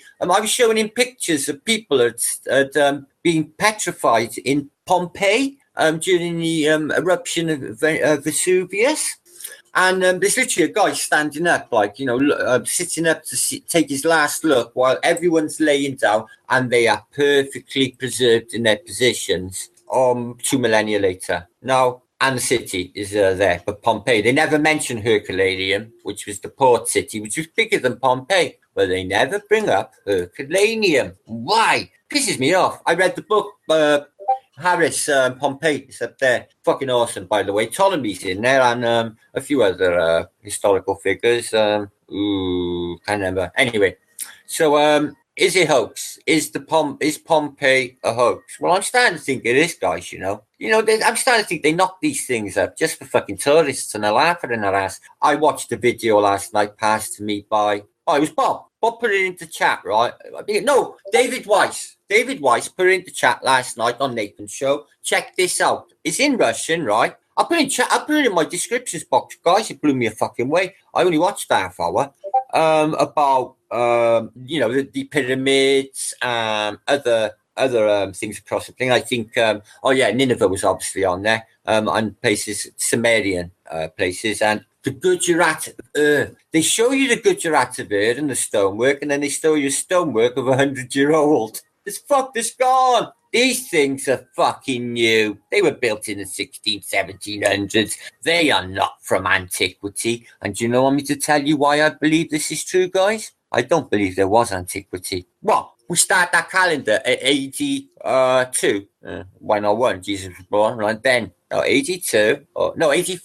We start 84 and we're at 2017 after the birth of Jesus Christ. And we're to believe that these 2,000 millennia have actually happened, aren't we? How much proof have we got? Have we got anything that says, 820? No. There's 1,000 fucking years missing, guys. The Dark Ages are not there. I've got a book there. I didn't get it for you. I'm going to show you this. Blow your fucking minds. Richard Rudley. He's one of the best historians on earth, right? In my opinion. And it's called The Barbarians. It's a beautiful book, right? But it's about the Dark Ages. Secrets of the Dark Ages. Now, obviously, they weren't fucking stupid. They say, now this will deal with the era of the Ostrogoths, the Vandals, basically, after the Romans, what happened then? Because the Ostrogoths ended the Roman Empire. They took Rome. Now, this is the intricacy of basically the Sutton Ho horde. I want you to imagine, they say these people were in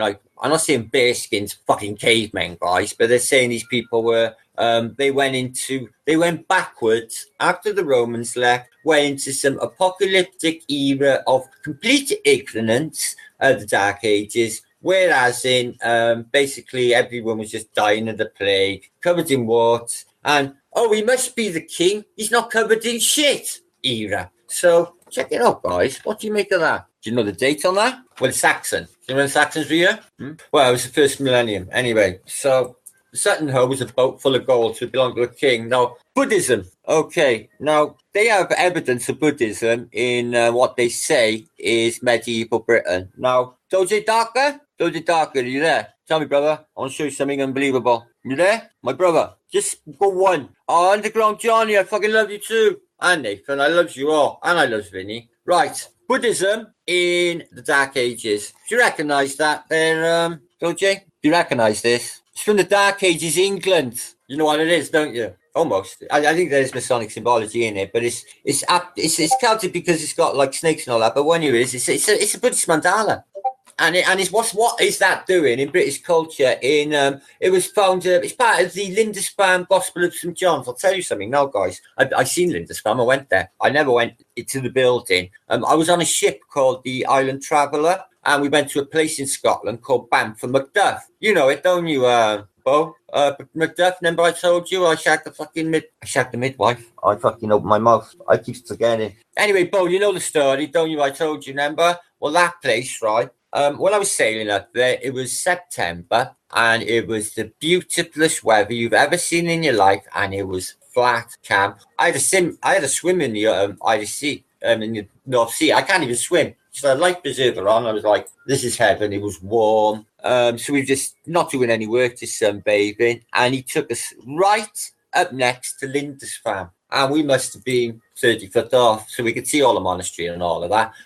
The significance of Lindisfarne is because it's the only place of any significance coming out of England in the Dark Ages, because there was a monk there called the Venerable Bede, and he wrote a load of basically Gospels. But basically, when the Vikings came, first place they sacked was Lindisfarne to get all this gold. They had a lot of money. The thing is, guys, what you got to remember, apart from the Roman Catholic Church, during this era, the Benedictine monks were the mafia of the day. The Benedictine monks had all the money. Do you know that? And it's not as fucking backward as you might think, is it, guys? The Dark Ages.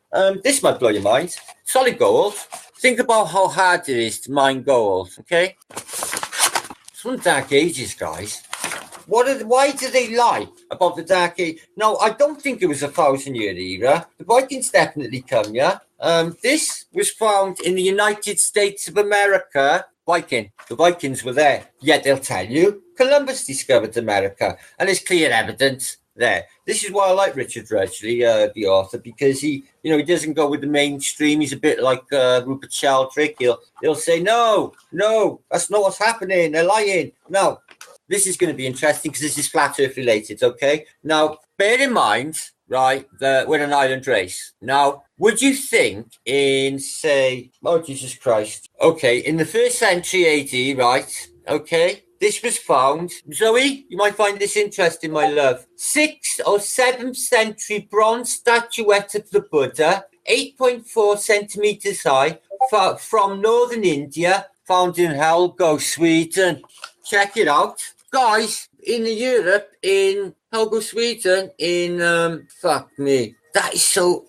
Check it out, guys. What I'm trying to suggest here, right, is you think that it was a pagan society. You think that they lead you to think, they lead you to think that Christianity, you got the Benedictines, you got all these different sects and monks until the Reformation come along, obviously. And then you find that they're practicing Buddhism. In Scandinavia, guys, the Vikings, this is Viking. The Vikings had been to northern India and they had taken on Buddhism. Some had.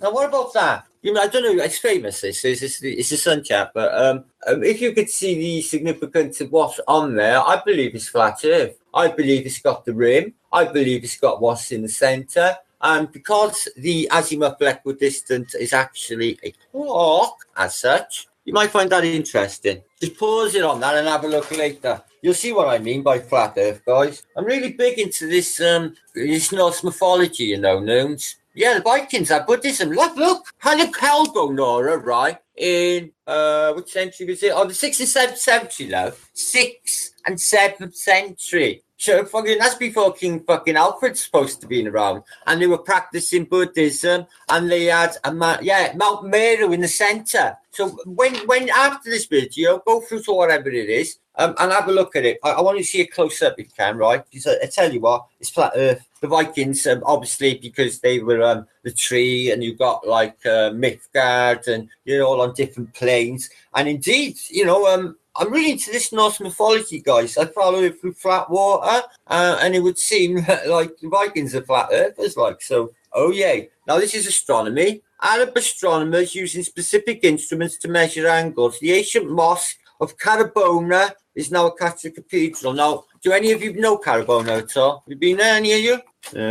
I've been everywhere. Anyway, Nathan been everywhere too. But check that out, guys. It's not Tycho Brahe, is it? No, but check the sky. You're gonna love it. It's only flat earthy, but check the 2 towers falling, guys. Why are the 2 towers falling, guys? This is from the 6th century AD, guys. And he's got a telescope. Hang on a minute. They say Galileo Galilei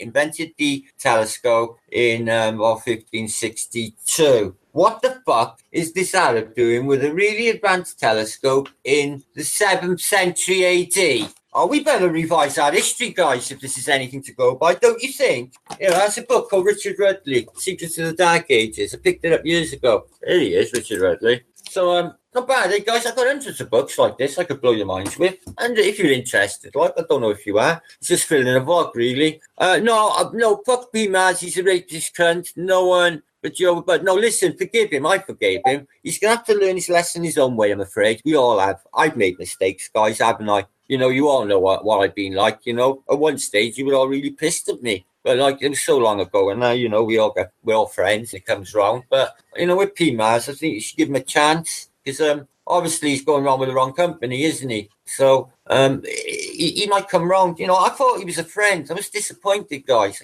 What I don't like, right, guys, I'll tell you now, right, people pretending they're my friends really makes me angry. You know, I got so many of you. Like, I even consider Jeremy Gempanda a friend. I really do. You know, he's such a lovely fella and so clever. But he's a global leap, guys. It don't mean shit to me. He's still a friend. He's still one of us. You know what I mean? And there's Zoe. I fucking love her. And Noonsy, she's like my fucking sister. She's closer to me than my sister. Much. You know? I've got so many friends in this. And then there's Nathan, who I've met half a dozen times. He comes down my house and brings his beautiful charger. I'm a lucky man. No, you are cool, Jimmy. I mean, and you know I'm not fucking. I watched that fucking Dell's Hangout the other day with Eric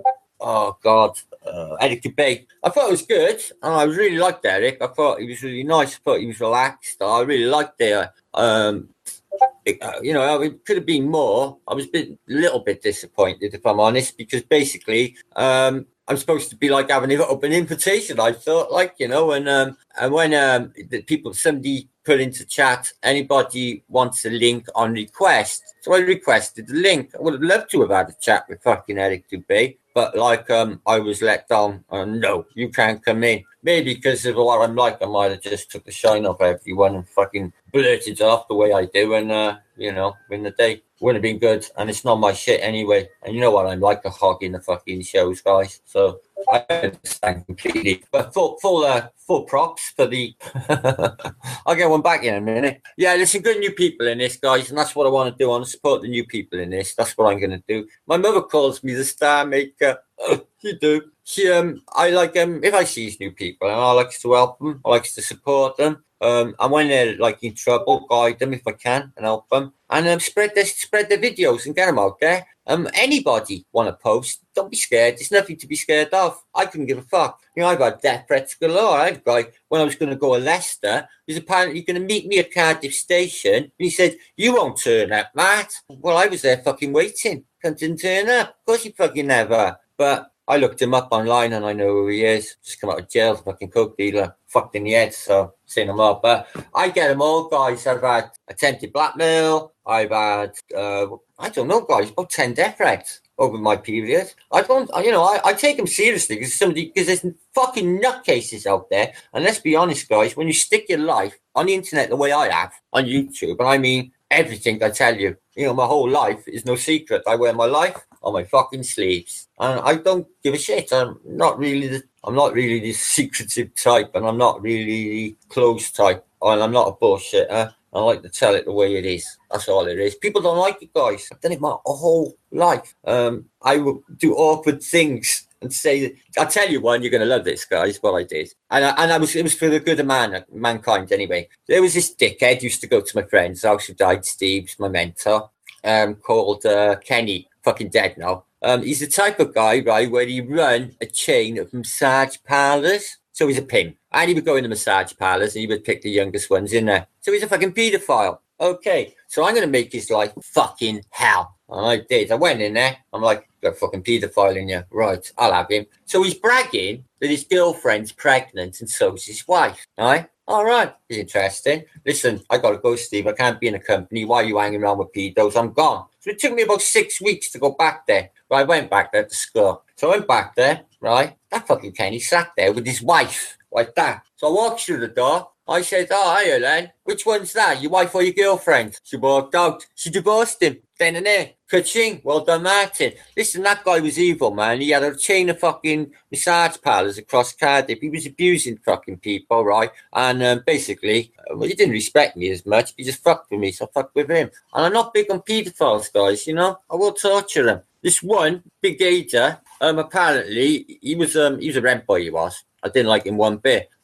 I basically give him a fucking dog's life. I threatened to kill him. And he chucked me a bottle of Valium across the table and said, "You are, Matt. Have them and leave me alone." I can't fucking handle him, guys. I'm fucking touched. My brother-in-law, listen to this, guys, right? There was a pedo. My brother-in-law is a big ass fucking gangster, right? He punched him in the jaw and shattered his jaw, right? Goes to court, right? The fucking judge lets the paedophile go and busts my brother-in-law, right, for fucking grievous bodily harm. He had 2 years suspended. He didn't go to jail. He had 2 years suspended sentence, was in a hell of a lot of shit. But it just goes to show the government are protecting these fucking people. Now, 2 weeks ago, the chief superintendent of the British police said that low-grade paedophiles will go free. What the fucking hell does that mean? A low-grade pedo? What? Just touch him, is it? You know, I'm in the camp where I think they should be fucking executed. I'm sorry, but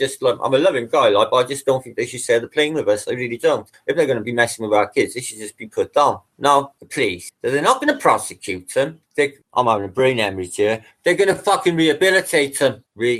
I don't even want to go into that, guys. So that's what's happening in my state. All right, the police said pedos can do what they want. So for that note, I think I'm in the camp of what I was talking about with Tori the other day, FB Hub, about unity for us all. Because basically, guys, if you're clever enough to work out what's going on and what's coming, I think we should all stick together like fucking glue. I love one another, we do, but I mean closer. I mean, we should all, trust one another, because I tell you what, guys, if you ever really think about what we're up against, why the fuck are we battling one another? It's not a waste of fucking energy and time when we got all of that energy we could put their way. NASA, fucking the banks, the fucking corporates. I don't even care. I really don't. What am I saying? Am I kicking up a civil war yet, a revolution? Well, 2 nights ago, I don't want to be alarmist, guys, and I made a post about this, about 40 minutes long. I don't want to talk about it. I talked about D-Truth, yeah. I talked about it with him, and he's a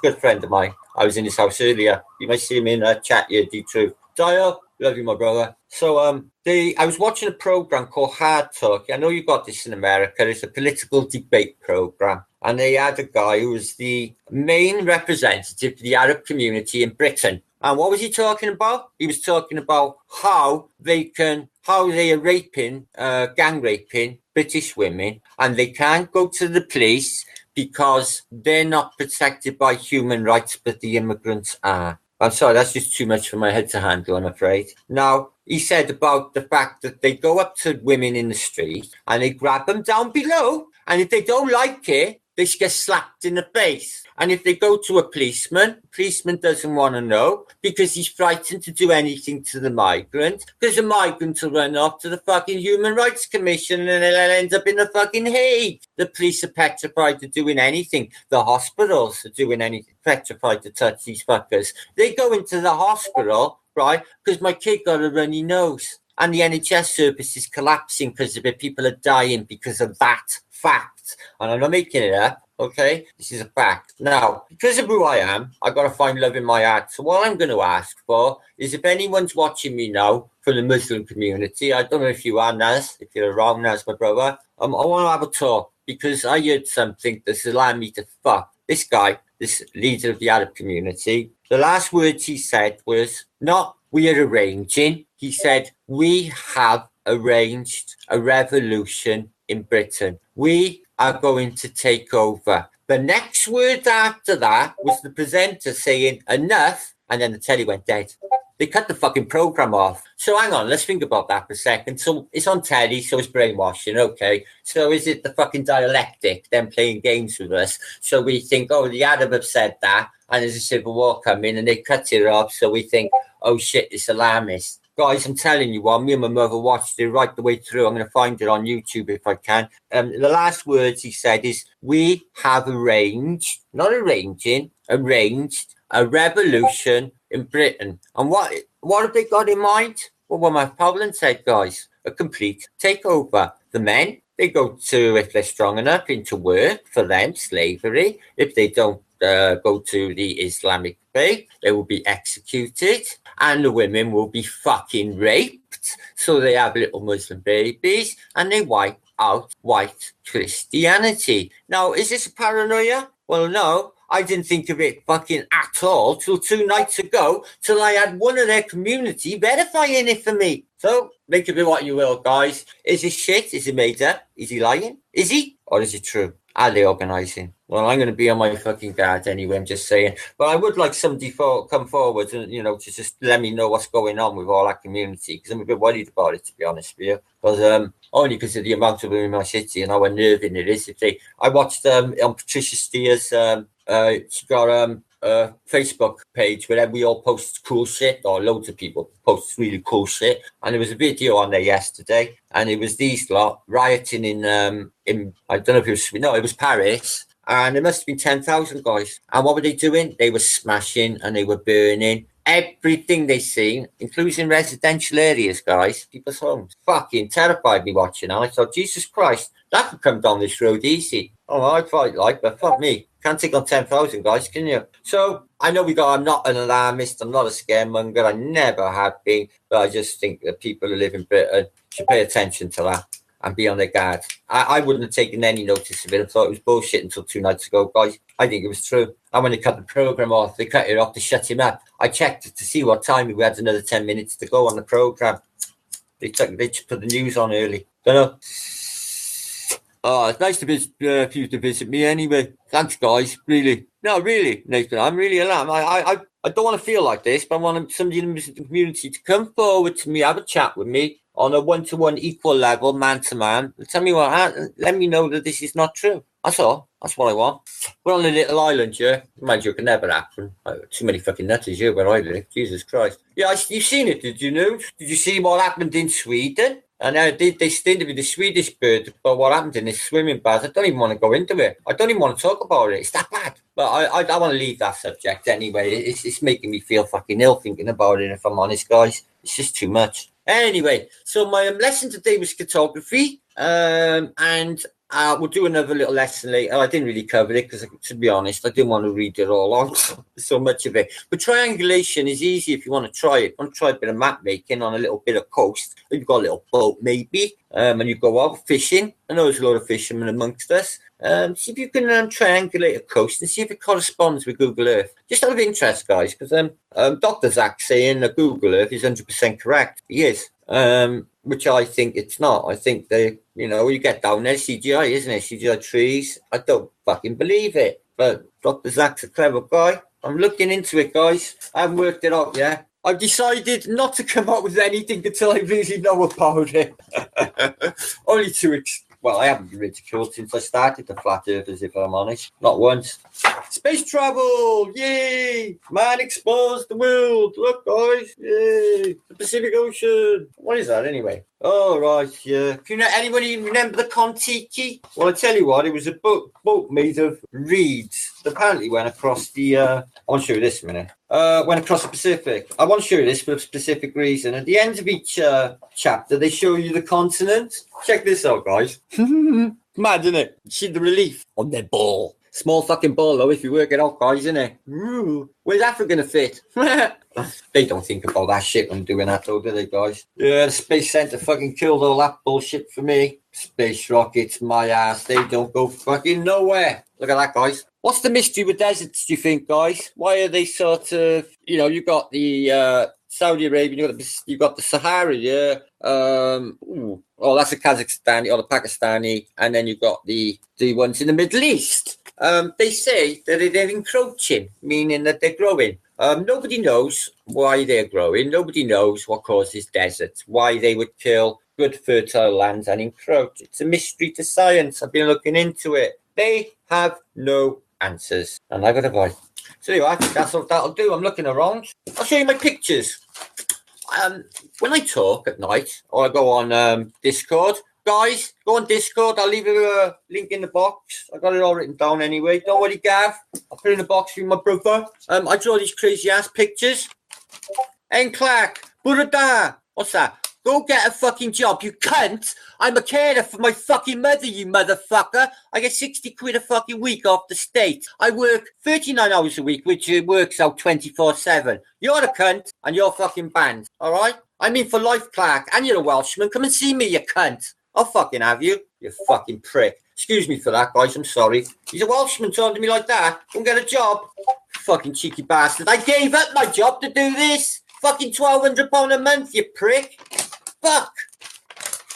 6 years nearly I was in that job, and I knocked it in the head because they were going to put my mother in a fucking home. I wouldn't have it. Cheeky bastard. Anyway, what do you reckon, guys? I know. See my split personality from a crazy cunt to a lovely person? Don't worry, guys. I'll fucking deal with him. Oh, Joanne, how am I bullying when he just said, fuck off, Martin, and get a job? How am I bullying? Well, you think that's okay, do you? When I fucking do the most hardest job you can fucking imagine, mate. You don't even know. None of you. Stop bullying. I'm fucking bullying. He's a prick. Anyway, more pictures. Can anyone tell me if they think I'm bullying? Stop bullying you. I thought. No, he was the rudest. Go and have a scroll up. Yes, I was being bullied. Well done. Now you're fucking getting it. Yeah, you dick. He always does it to me. I banned him from my channel loads of times, and then I unbanned him because about a month ago we got on really well in a chat, and we were talking about Wales, and I thought a bit of love. I thought it was all over with, and then he says, "Go and get a fucking job." Well done. I jibby jibby jibby. There's one of my other crazy ass pictures. So when I talk to people, I get this sort of that's someone's consciousness as it goes. Shmoo me. I'm not a bully. I know. Fucking never been a bully. Anyway, my crazy ass pictures. I know. That's my brain, guys. I know. This is a good one. I like this one. Which way up? Yeah, this way up. What do you reckon on that, guys? Bit of a face in there, isn't it? Let's see, 2 eyes there. No. I don't know what to make of that, guys. Strange ass shit in there. No.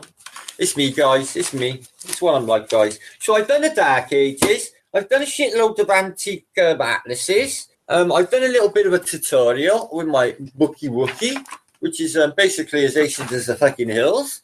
But let's show you some rare azimuthals, and you can freeze them later. Are they in this one? Yabba dabba doo. The Flintstones are flat, don't forget it. And now Wilma, I wouldn't trust her. I'm going to have a word with Barney. I'm going to say, Barney, I don't want to hurt your feelings, but you're going to have to watch that, Wilma. All right? Just saying. Right, azimuthal time. I broke my star azimuthal, guys, and it's as rare as rocking horse shit. Do you know how rare rocking horse shit is, guys? As rare as these books. Yeah. Have you ever seen rocking horse shit? Yeah, no, because it's rare. Anyway. Yeah, right, really old Victorian azimuthals. They do them. That's a strange azimuthal. There. And there's another strange azimuthal with no definable Antarctica because it hasn't been discovered, really. Well, not. And these are northern azimuthal projections from the 1800s. The reason I'm showing you them is, guys, is because basically you can freeze frame them for antiquity. They're stuck on the internet now forever. And obviously, if you want to try and get hold of the Citizens Atlas, Handsworth online, 1882, have a go. I tried. There's none on there. So I got the only one, have I? Well, and there's loads out there, but it's fucking old, isn't it? Anyway, get on to Discord, guys, if you can, and have a chat in the music room, and then we'll have a little jam. We have to sing song, don't we, Tom? I can't sing for shit, but I have a go. Gotta have a go. What's this one? Oh yeah, this was I was talking last night. I was speaking about Patricia, and I went all like psychic. That's a psychedelic pussycat, believe it or not. When she was on the show last night with me, I was in on Nathan's, and then basically I murdered Nathan's show, and then he had to set up another one because I'm a donut, and but it was all right. But I missed ODGG, guys. I could have gone back on, actually. But I'm not big on blowing smoke up people's asses, if I'm honest with you. That's what everyone does, isn't it, sometimes? Not on that hangout. I mean, on this hangout I watched on the weekend, it was like blowing smoke up people's asses. See how much of a Lasser fanboy I was, guys? I had that on my wall. I also had that on my wall and believed it was real, guys. Yeah, it's a nebula. It's real. It's a stellar nursery. Stars are being born. And then they, well, we don't know, too, because the stars are there, and there, and there. So what do they get from the stellar nursery to over there? When it's all expanding into the void of nothingness at an unbelievable accelerating rate and increasing daily and speeding up. When obviously the Big Bang is real, they would lose momentum and slow down, and they reckon go back into a big crunch. End of. Well, I'm not a big believer in any of that bullshit because I don't believe space exists. I believe we're on a flat plane on my Adoma. Until somebody can give me a little bit of proof that anything like that exists, I think it's more like Van Allen belt, where I don't believe any organic matter can actually exist up there, guys. I got footage of a rush when the Russians sent the guy up and he's burnt to a fucking cinder. can machinery work up there? No, I don't think it can. I think the temperatures are too extreme. I don't think like valves and flanges and gaskets and the like can exist. And I don't believe like rockets, and that is the reason why they can't go up there. Plus, they will hit the electromagnetic barrier because, I play with these things all day, guys, right? No, I got them here. I'll show you now. Where are they? Right. See these fuckers, yeah. Now, I play with these. These are neodymium magnets, okay? Now, I have a jolly good time with them because they basically, I've got loads of little ones here, look. Ooh, don't put them next to the computer. I know, John, you told me. And don't do sun gazing with your glasses on. I know, okay? Right, that's my anvil. That's basically, do you know what? I haven't got a nice pick to stick in your forehead, but that will go nicely in, okay? Okay. Like Trotsky, he had a nice pick that made his ears bleed.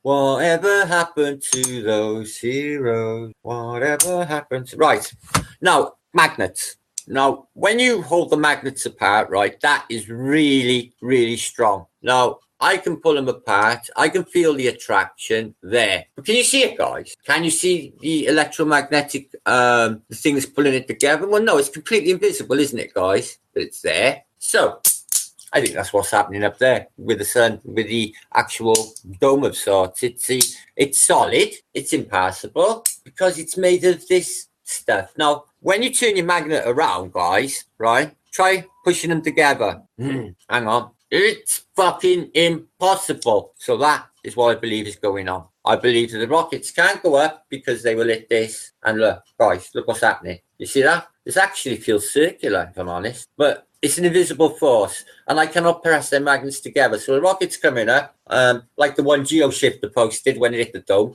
And I think it's like, and it can't go no further. And then that's it. So I believe that's what's going on. I think it's all down to magnetism. And aspects of electromagnetism that ill understood, because I follow the Thunderbolts project, which is on YouTube, which they are globe heads, but they deal with electric universe theory, which I am a purveyor of. I believe certainly possibly plasma, or another word for whatever it is. Do I believe it's a flaming ball of fire? Yeah, but I got a feeling like it's cold to the touch. Don't know why. I only think it's hot when you get through on the Earth's surface. When you get up there, I know I say they're boiling rockets, but I think it's a different sort of boiling. I think it's like, how can I explain? No, it's not a vacuum. Oh, I can't. I'm visualizing it, but I haven't got the words to explain it. Oh, don't worry. It's not important anyway. Right, let's have a look at my chat then and see what go on. Because I've been rattling on. Fuck me. I got fucking 96 people. What's the time? That's fucking 10.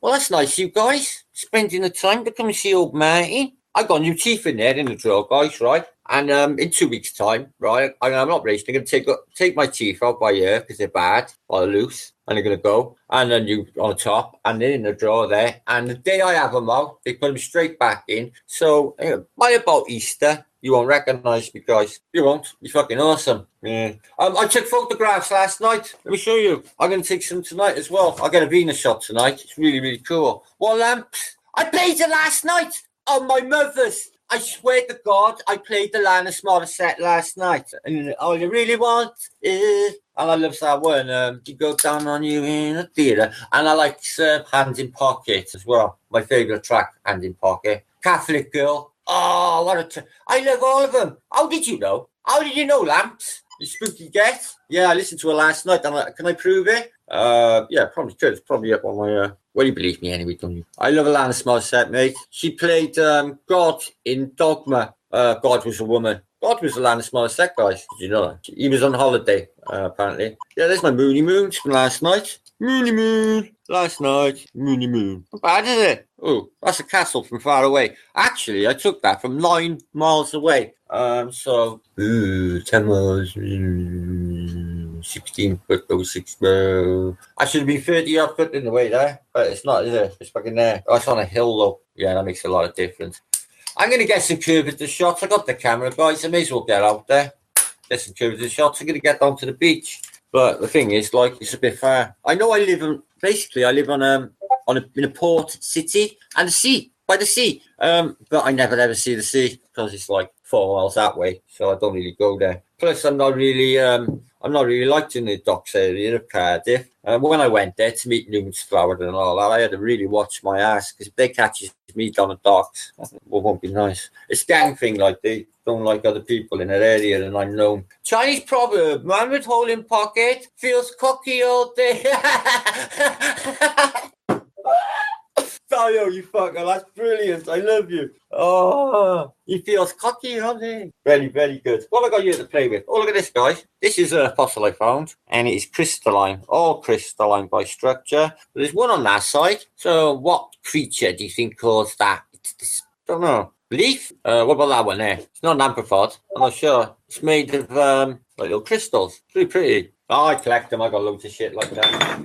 I worked on a police station once, and I dug the garden up. And when I went about 3 foot down, I found a load of old antique bees. And they made of stone, and they're not molded either. They're like chiseled. They're ancient chase pieces. There were a couple of them. Yeah. I don't know. They were 3 foot down, so make your own mind up. I was fucking old, 3 foot down, guys.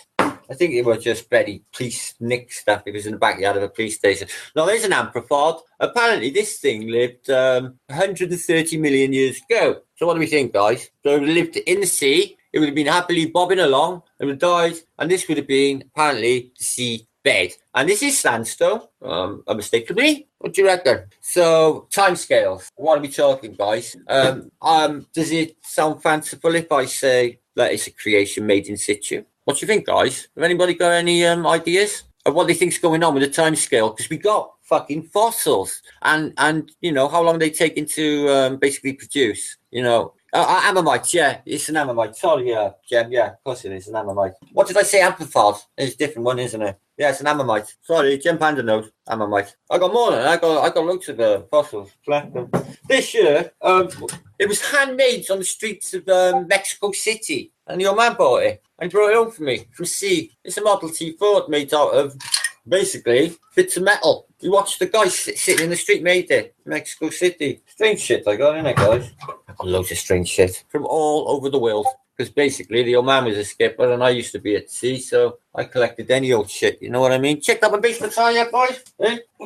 I can't play for shit. I'm trying my best, though. Okay, I'll get there, guys. We're going to play reggae, I do. I'll get there. I'll be all right. I practice every day, an hour a day. But my lead's fucked, so I can't plug it into the amp, which is a blessing because it is so loud. It's all right. My next neighbour's deaf. Aye, all right. I got to pack it up now, guys, because basically what I've done here is I've hogged my mother's room with maps and shit. So I'm going to clean it all up so she can come in and watch a bit of telly. I'll put a film on for her. And then I can go and watch. I'll go and visit you lot then. I'll go and put all of the links in the descriptions box for all the people I said. So that's Chris, Flat Earth Taxi. Have a look at him, guys. Up to him. Obviously, you all know Jamie Brown. Oh, I got a load of people. Where have they gone? Oh, for fuck's sake, I've got papers everywhere now. Shit, I messed it all up. Don't worry, I'll sort it all out when I tidy these up. All right, guys? You lot are fucking awesome. Right? Remember it. Every day when you wake up, right, guys, look in the mirror and say, I'm fucking awesome. I'm a flat earther. It don't get no better than this. And when you walk down the street, everything looks beautiful. Trees look stonking. Human beings are like, you see all good people turn their heads each day so satisfied I'm on my way. And then you give them high fives. Yeah? And then all the honeys come out in the spring. Where have they been hiding all winter? Under them big coats. And they've all come out to play. Isn't it a good time, guys? Time ever. City Ninja, fucking love you, brother. I'm Cheech, not Chung. Don't ever forget it. Nights, that's it. Nights are on fable, thank you. Nights are on fable, yeah. And my good friend Alan, right? He's been here for a while. He's been a long while. But he's just come back on the scene. So Martin's mum is a true flat earther. She is. But I'm pissing her off tremendously, Max, so I got to bounce, I'm afraid. Thanks, Di, for everything. Thanks, Zoe. I'll catch you in a bit, right? Catch you later. I'll go over to Discord a bit, right? Okay. All right, I'm going to wrap this up, guys. Thanks, everybody, for coming. I mean, it's been a joy. I love doing these little vlogs. It's such a fun thing to do. I'll get more information next time, all right? Oh, thanks, Jeff. Cheers, mate. Thank you all, anyway. Except for that Welsh chit. What's his name? The one I banned. Checked him. Sorry I went nuts on him, guys, but he was a dick. Wanted to get a job. Oh, cheeky bastard. I don't stop. Thanks, Jib. Thanks, Leslie. Loves you too, babes. Thanks, Barbie. He's a big kiss and hugs to everyone. And what we call in Wales, crutches. Crutches to everyone. I never broke anything either, did I? Fucking genius. Thanks, Dodgy. I'll see you in a bit, right, brother? Fireside chat with Matt and Lika. I'll see you next time, guys. Make sure you be good and look after one another, guys, okay? That's important, okay? I'll be there for you if you need me. Matt and Lika7gmail.com. If you want to post, just basically give me an email and I'll see what I can do to help you out, do what I can. Okay? If you want to do a flat earth post. Okay? More the merrier. Get the word out, guys. That's important. These posts are important, okay? If we flood the internet, then they can't miss it. And if we give them good proofs, they can't really deny it because it is the truth. It's not no ball spinning in space. It's flat, okay? And I love it. I'm glad it's flat. I hated that globe. Glad it's gone. Demonic fucking 666 tilt. Bastards. Anyway, I love you all. Catch you later, right, guys? I'll be on the scene. Flat Earth British. Vlog number 13. I'll see you on the next one. All right, God bless, guys.